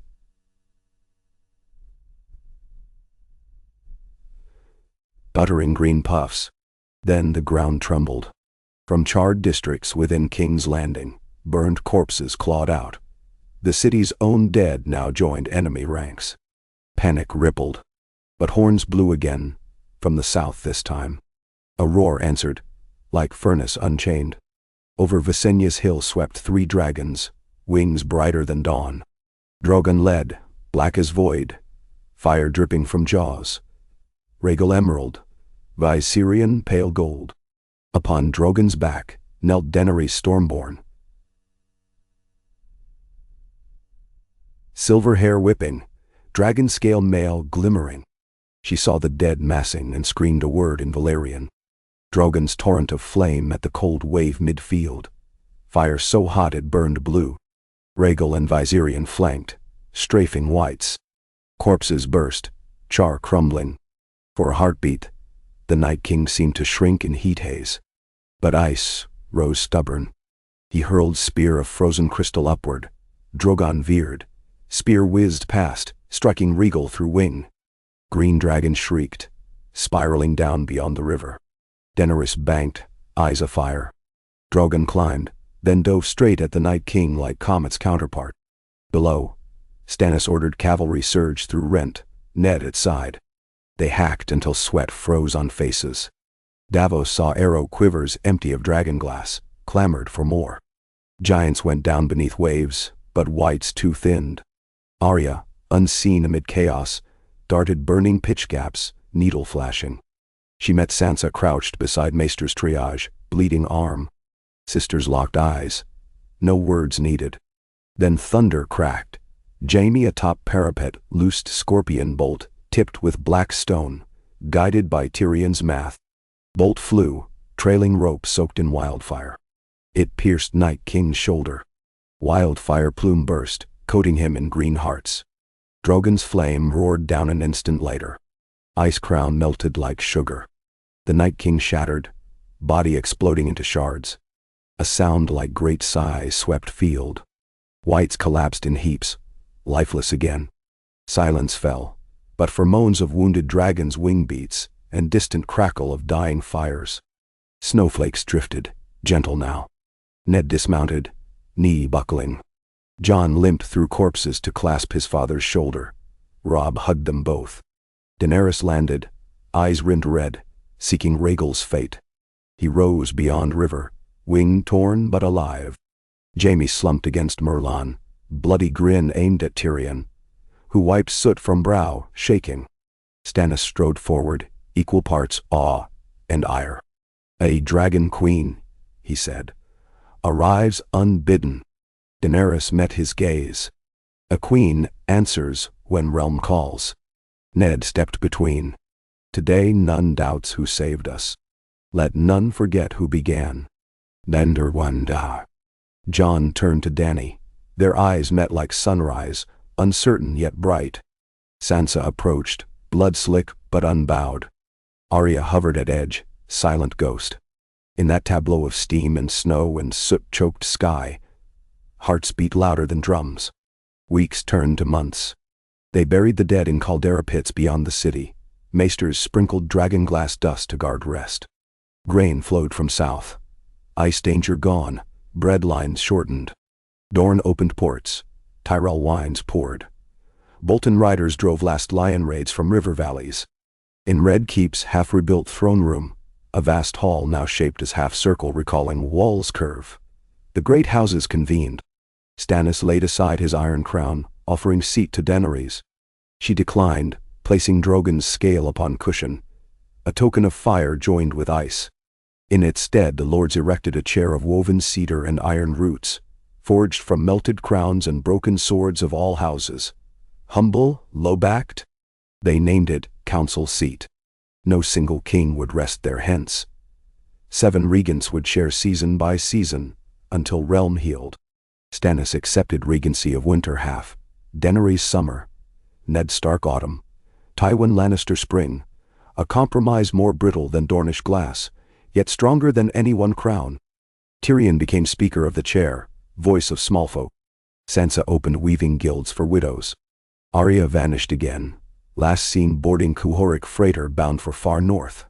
Some said Skagos, others the White Wastes. Jon Snow returned to Wall, dragons wheeling above. Jaime stayed in city, golden lion now humbled crow, training orphans. Wildfire jars were all found save one, perhaps empty, perhaps not. The keep's new builders devised cisterns that would drown any spark lest ghost of Ares stir. When next spring arrived, Tywin's season, Blossoms sprouted where wildfire gardens had burned. He walked the yards alone at dusk, finger-brushing petals, gold hair silvering. One night, he tossed coin to beggar girl singing. She thanked him, dagger hidden in sleeve unused. Tywin knew. He gave no reprimand. North at Winterfell, Bran's ravens returned with tales of a tree on an island swirling with green mist. Magic not yet spent. Robin Catelyn smiled, though scars remained. In Far East, Daenerys forged alliances with City of Meereen, promising no conquest. Only trade and knowledge of Dragonflame, to forge steel strong enough for ice wars to come. Rhaegal flew again, though wings slightly crooked. Viserion chased whales beyond Valyrian ruins. The realm breathed, not unbroken, but alive. Ned Stark, walking ramparts one crisp morning, watched children laugh on training green. Lion cubs stumbling over wolf pup, a Tyrell page helping Dornish archer knock first arrow. Snow brushed roofs, but fires burned warm. He thought of all who'd fallen, Jon Arryn, Robert, Jon Snow's mother lost in mystery, green ghosts, blue ones.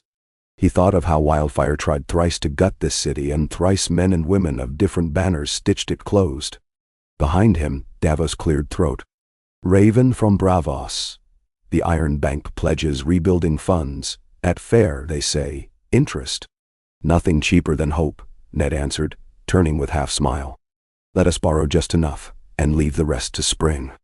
The Hand and the smuggler descended toward Council, where Cedar Chair waited. Above, the last green glimmer of comet faded into ordinary dawn, and small folk awoke to first true morning of new age. Forged of ash and frost, tempered by dragon heat, hardened in north wind, an age where no man or queen could claim dominion alone, only stewardship until next test. For tests would come. But as long as memory kept burning, like gentle wildfire tamed in lantern's glass, so might the dawn. Ando. The first petals of late spring watched quietly, while the realm tried to relearn the simple rhythm of breathing. Across the charred fields outside King's Landing, orchards from the Reach were being replanted beneath gauzy muslin tents to protect their infant leaves from cold snaps that still slid down the Blackwater on moonless nights. Every cartload of saplings, plum from Golden Grove, pear from Honeyholt, cherry from Ashford, arrived with one Tyrell levy to stand the season as steward, and one Stormlander archer to keep scant thieves honest. The arrangement felt like a children's game to the small folk who tilled that battered ground. Plant a tree, post a guard, swear that both would still be standing when autumn rolled round. But it worked, and in working proved something even kings had half forgotten, that oaths could bind strangers as firmly as iron nails when the soil itself seemed to watch. In the capital, crews of masons and carpenters swarmed over the unfinished red keep like ants on sweetbread. The bones of Visenia's hill rang with hammers from dawn until torches guttered long past evensong. Each core of labor wore some scrap of its own color, a rag of crimson twine, a twist of green, a pale blue feather, tokens meant to keep squabbles short of murder. Yet sometimes hammers did more than ring. They shouted old banners, they cursed fathers and brothers buried under those same stones. On those days, Jaime Lannister would pass among them in plain black cloak, repeating a joke he'd cribbed from Tyrion about how masonry was the only noble profession to lose half its work whenever things went to pieces. Most laborers did not understand the jest, but they saw the Kingslayer laugh at himself, and, by some odd alchemy, tempers cooled. High above the din, Eddard Stark read dispatches at an oaken desk, still smelling of Dornish cedar oil. Leg propped on a cushioned Maester Murin, insisted he tolerate. Each missive carried fresh exasperation. Lady Barbary Dustin still refused to send draft horses south, while Lannister gold soils the city. The stone crows of the Vale had broken 3 supply wagons near the Bloody Gate, and the Archmasters of Old Town demanded to know precisely how many jars of wildfire the crown wished them to stabilize each moon. Never mind, no one could swear how many jars yet existed. It was, Ned reflected, like asking a blind man to count ghosts. Any letter from the Iron Isles? Catelyn asked as she entered, gray skirts brushing newly laid rushes. He shook his head. If the Ironborn mean to rise, they will wait until harvest. Balin Greyjoy learned something from the Reavers' War. They plunder better after other men have done the planting. He gestured her close, drew a finger along the map of winter garrisons. What news of Riverrun? Uncle Brynden writes that the Blackwood Lords signed the levy accords yesterday. In exchange, Tywin reduces his spring tribute by 1/2 weight of silver.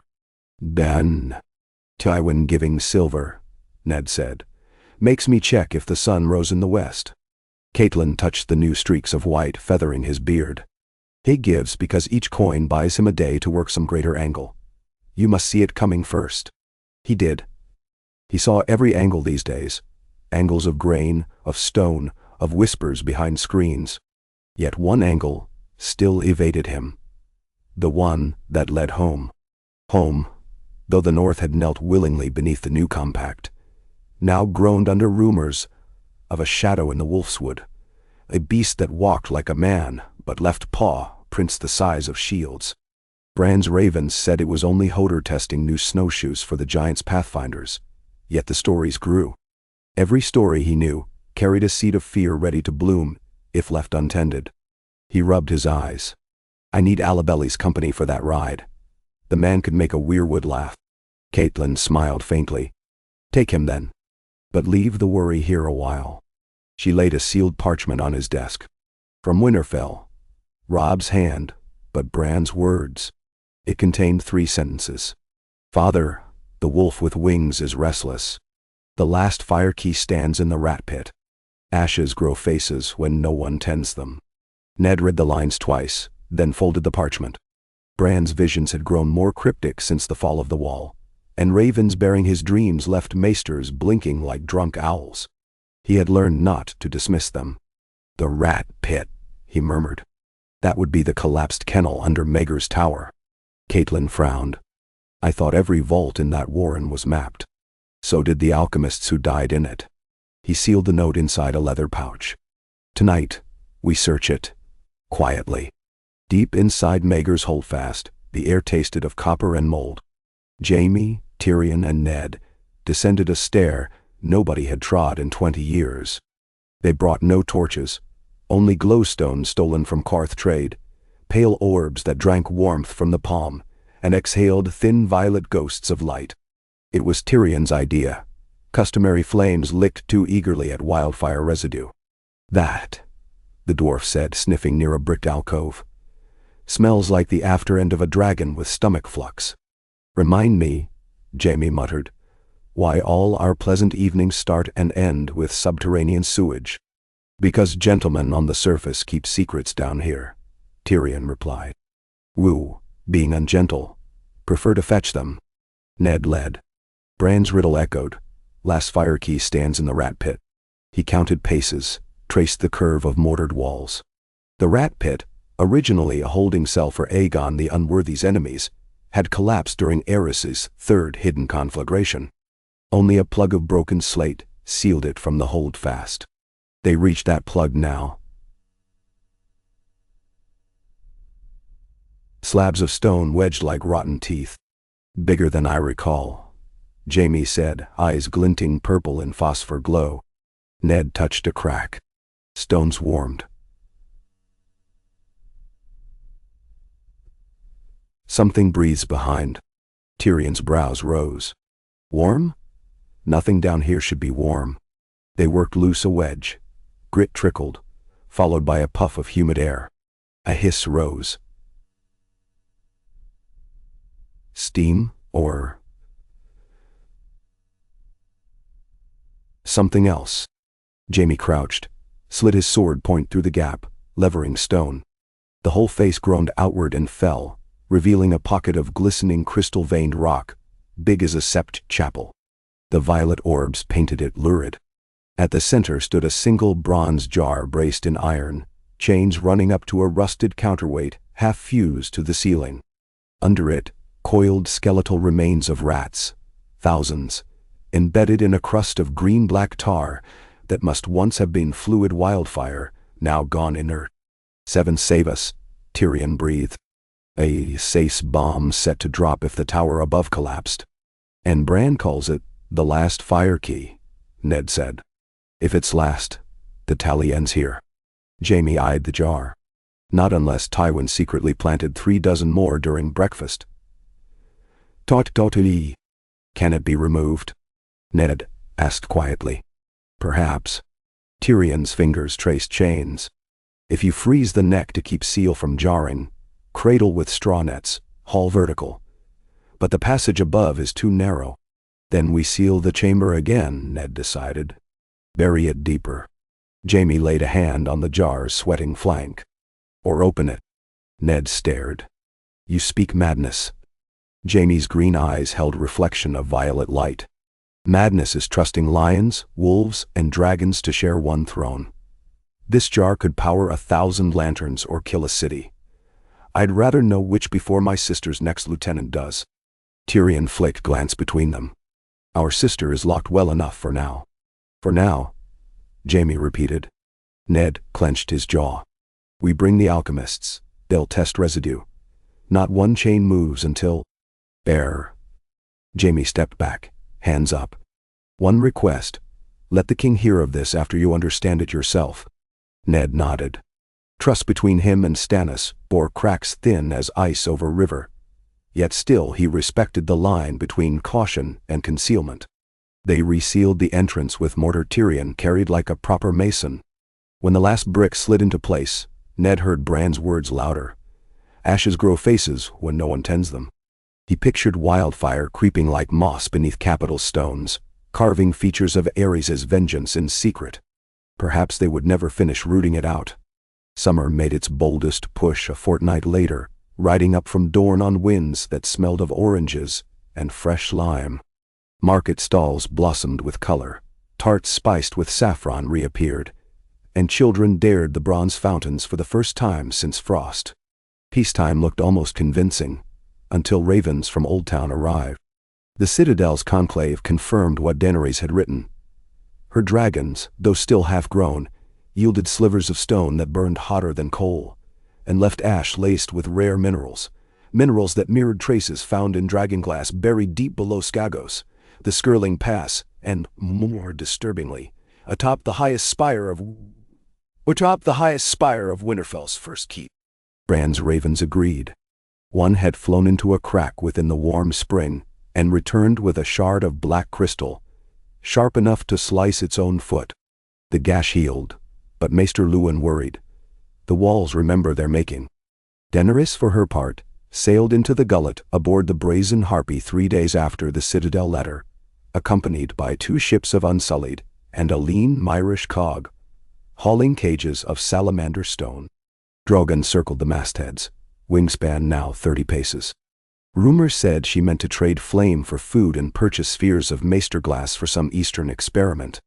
Ned met her at Maidenpool, because Stannis would only meet her in King's Landing, and Daenerys refused entry until an independent council ratified her as regent of the summer half.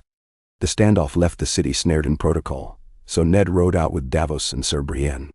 He found the queen in a seaside tower draped with harpy standards stitched over with 3-headed wolf-stag sigils, symbols spliced by hopeful tailors. She served him fermented mare's milk. He tried not to grimace. She laughed. The milk of a conquered people should taste sour, Lord Stark. I conquered no one, he answered. Your council did. With kindness, perhaps. Still, the mare did not volunteer the teat. That night they walked the dune, Drogon pacing at distance like a jealous cat.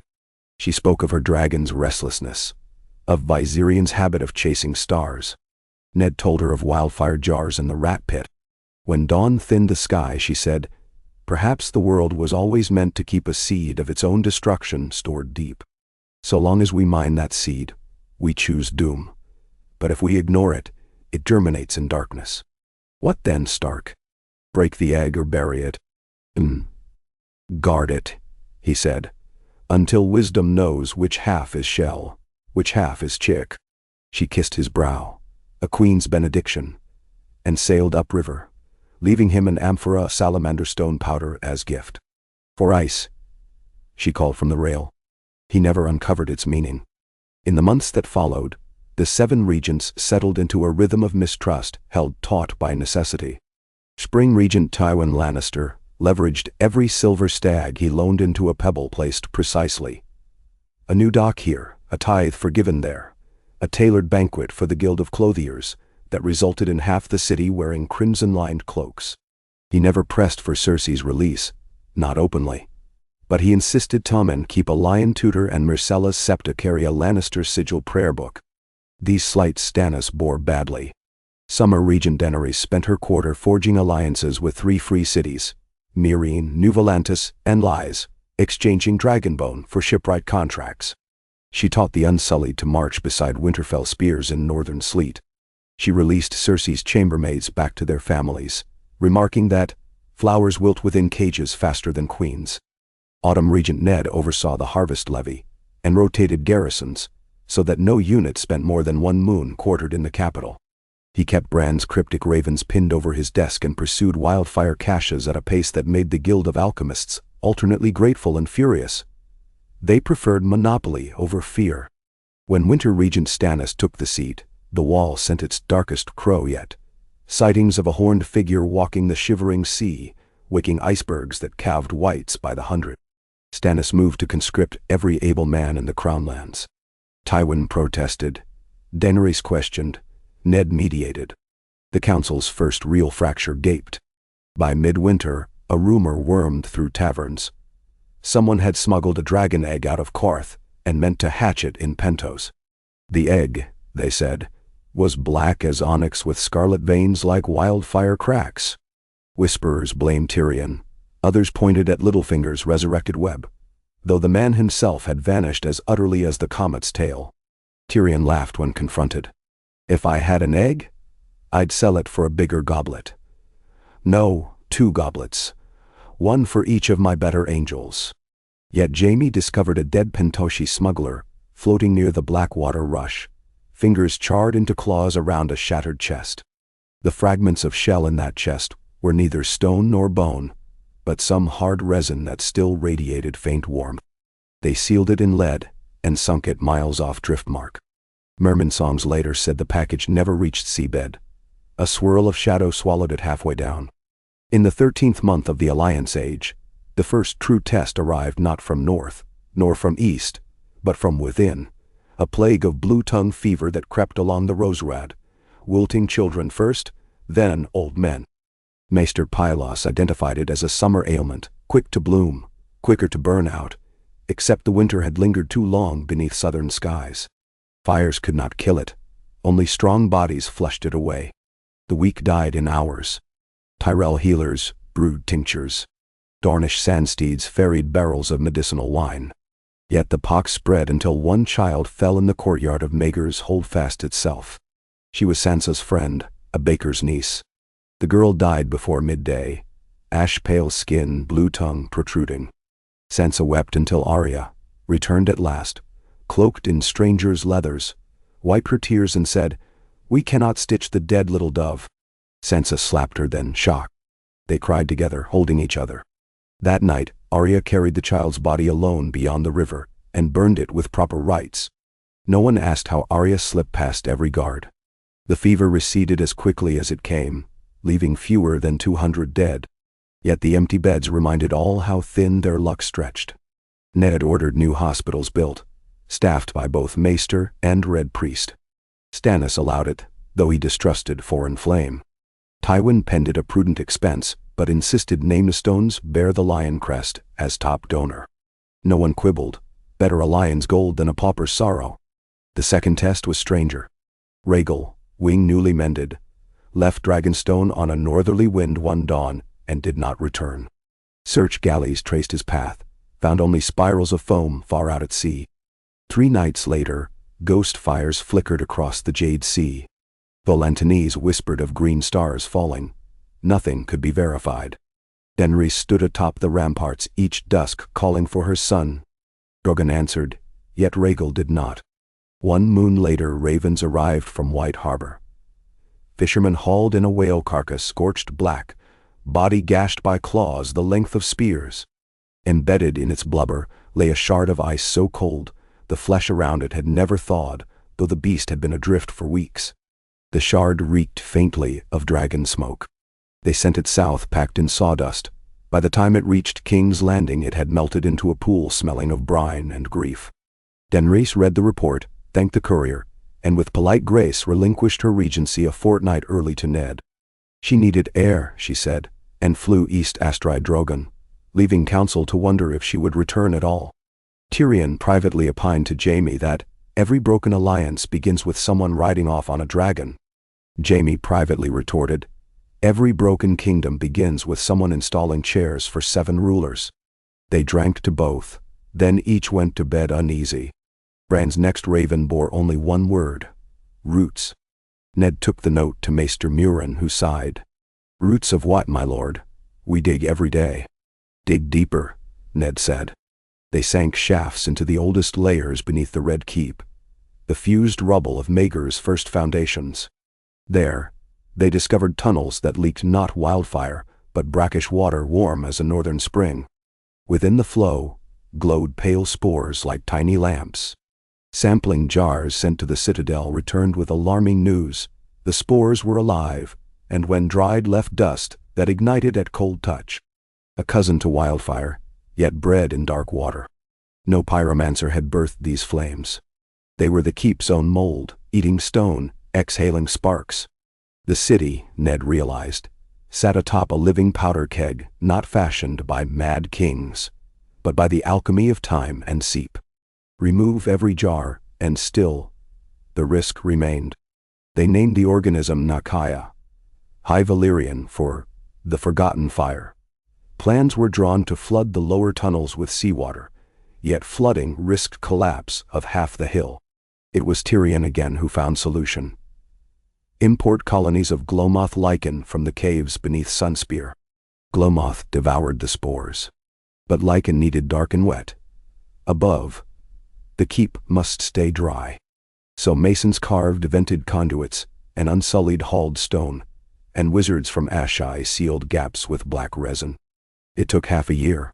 When finished, the lowest level of the Red Keep became a cold aquatic garden, glowing soft gold.